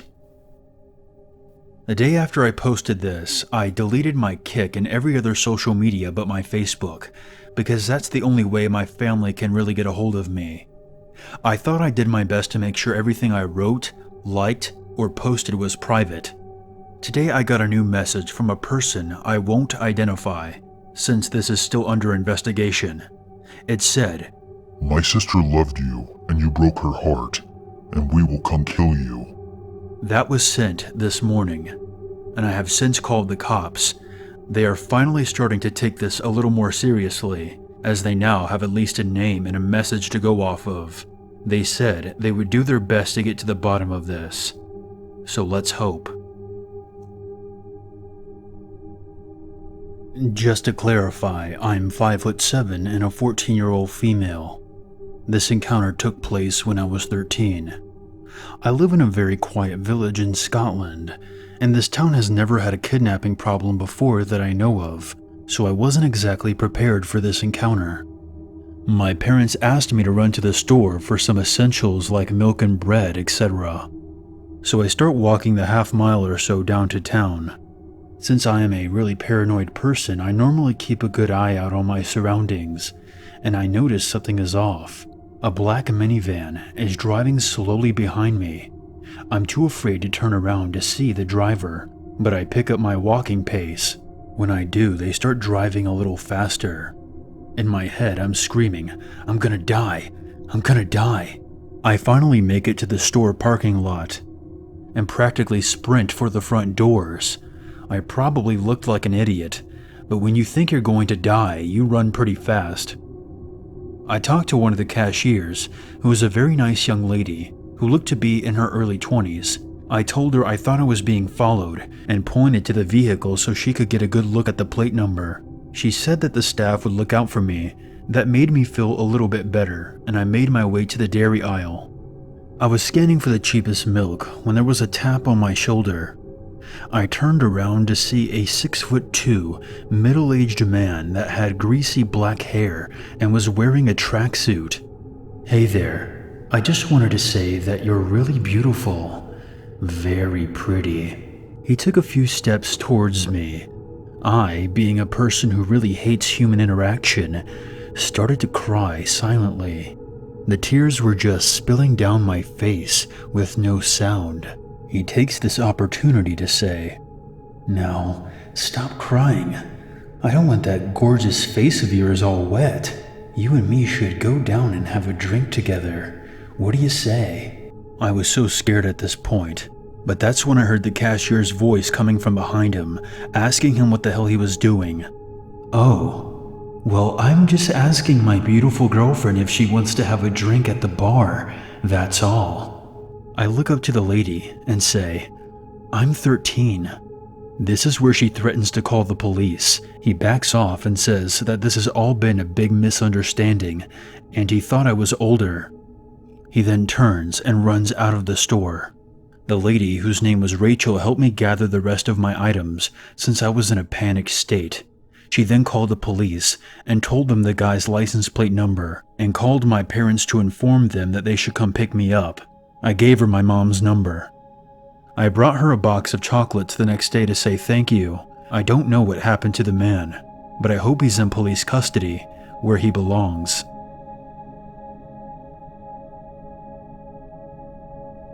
My husband and I decided to take a mini vacation to a semi-populated region near a casino resort. We both enjoy playing casino games, and we booked an inexpensive motel room at a popular chain a few miles away from the resort. We stayed at the motel for 2 nights. This incident occurred on the second night. We came back from the casino fairly later, around 2:30 a.m., and I parked our car in the same spot as before, next to a red pickup truck. My husband and I got out of the car and noticed a man in the corner room below our room. We were on the second floor. He looked to be older, maybe in his 60s or 70s, and he was peering through the curtains at us. My initial thought was, okay, that's weird. Afterwards, my husband said he made eye contact with the man, and his expression was just vacant, empty of emotion. I passed the creep's room and turned the corner to go upstairs. As I did, I hear this loud barking noise coming from inside the room. All of a sudden, I hear the door open, and a pit bull comes tearing out of the room, barking and growling, heading right towards my husband. My husband later told me that when the door was opened, the guy had the pit bull by the collar. The man looked directly at him, and then released the dog. My husband just backed up and started kicking at the dog, trying to avoid it. The dog did not bite him, it just ran up to him growling and barking, baring its teeth, and then ran to the stairs where I was, and then back over to my husband, and then finally back to the open door. The whole time I was yelling, "What the fuck?" over and over again. Not the most eloquent, I know, but an accurate representation of what I was feeling at the moment. We've been dog owners. We are not people who have bad experiences with dogs.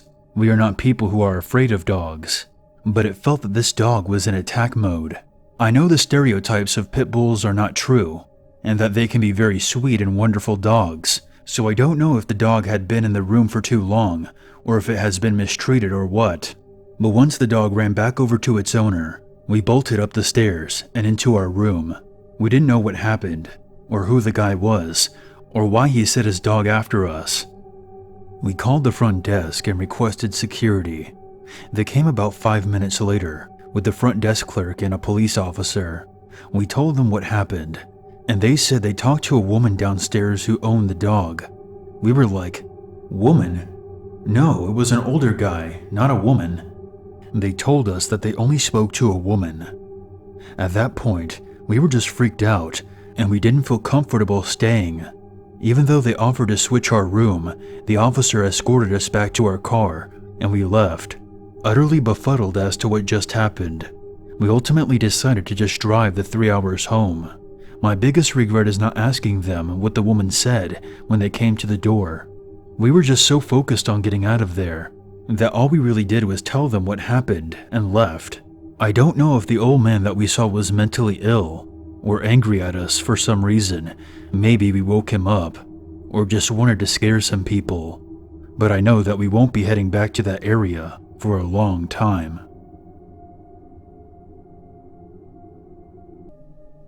This happened about a year ago. From 2013 to 2015, I worked night shift security at an RV resort. I was on my way to work one night when my front driver's side tire blew out on a long, narrow dirt road. It was around 10:30 p.m., so it was pretty dark.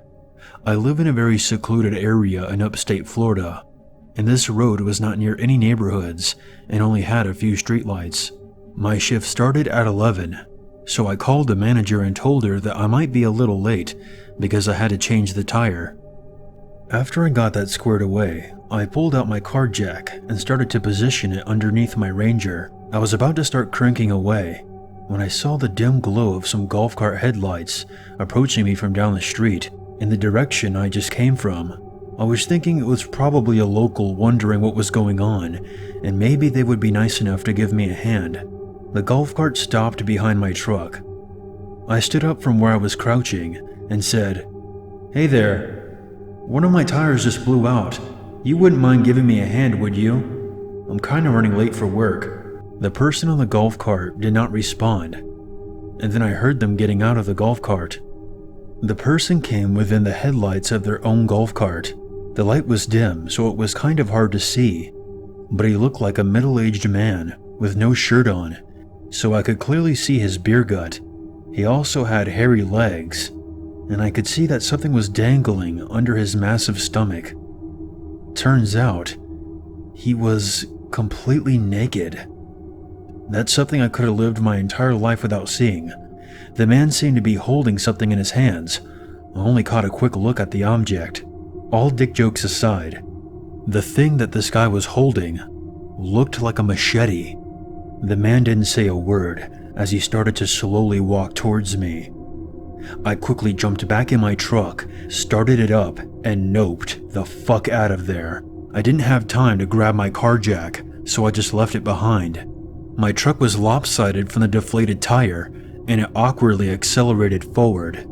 I could see in my interior mirror that the headlights of the golf cart were close behind me. Despite my truck having a flat tire, it was still going a decent speed, and so was the golf cart that was tailing me. So in a split-second decision, I slammed on the brakes of my Ranger, and not even a second later, I heard and felt the golf cart smash into my rear end. I rolled down my window and shouted, "Fuck you, creep!" I then sped off. I managed to get to work on time. Fucked up my rim pretty bad though. I explained everything to the manager and the cops were called. They searched the road but found no signs of the guy or his golf cart. But they did find my car jack, which was returned to me. Other than a few minor dents, the back of my truck didn't look bad at all. I'm sure that golf cart had it 10 times worse. He had to be going full speed when he crashed into me. Honestly, I'm surprised he was even able to drive away after that. I've come to the conclusion that this weirdo was on a serious meth high. I no longer own that truck or work at that site anymore. So creepy, bare-ass, overweight, machete-wielding psychopath? For the love of God, put on some fucking pants.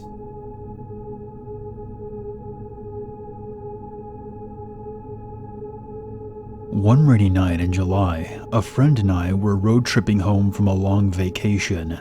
We've been on the road for hours and grew very tired. However, we kept pushing on, consuming supplements such as coffee, and engaged in motivational conversation to pass the time. Her eyes were quickly sinking, and we saw signs in the distance for the next exit. We veered off to an exit for Springfield, Ohio. We instantly began to search for a motel of some sort. Up ahead in the distance, we saw a sign for Night's Inn. If you've never been to a Night's Inn, it's a fairly cheap motel. Minimum breakfast, shady rooms, cheap price per night, but you get what you pay for. My friend and I approached the front desk and requested a room. The owner hardly spoke any English, but after dealing with the language barrier for about 10 minutes, everything was suited and we were set to stay in room 13. As we made our way to our room, we began to grow more and more tired. I slid the key into the door, and after a subtle click, the door unlocked. I pushed my way inside. The room was underwhelming. It had a faint smell of cigarettes and Cheetos. I kid you not, but a room is a room. So after taking a shower, I climbed onto my twin-size bed, and my friend did the same. Within 10 minutes or so, we both dozed off. 5 a.m., I was abruptly awoken by a heavy banging on the door. I glanced over at my friend, who shot up as quickly as I did, trembling in fear. After about 3 minutes of being frozen, I silently crawled over to my phone, avoiding the main window as to not be seen. I dialed 911 and explained the situation. They claimed that they were sending an officer right away. The banging was still going on, so I screamed, "What do you want?" It instantly stopped. I heard muffled voices from the other side of the door as they began to fade away. At this point, it was around 5:30 a.m., still dark outside.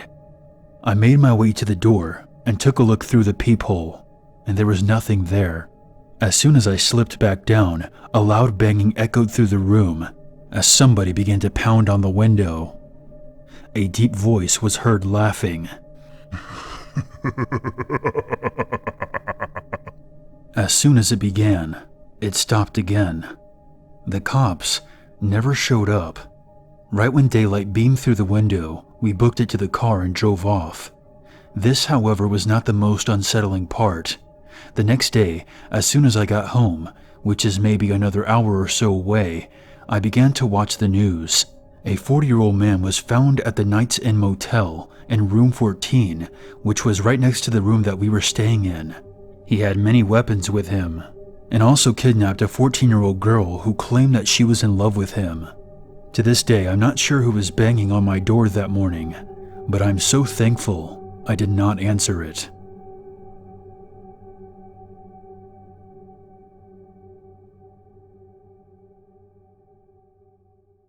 There's always a reason to be afraid.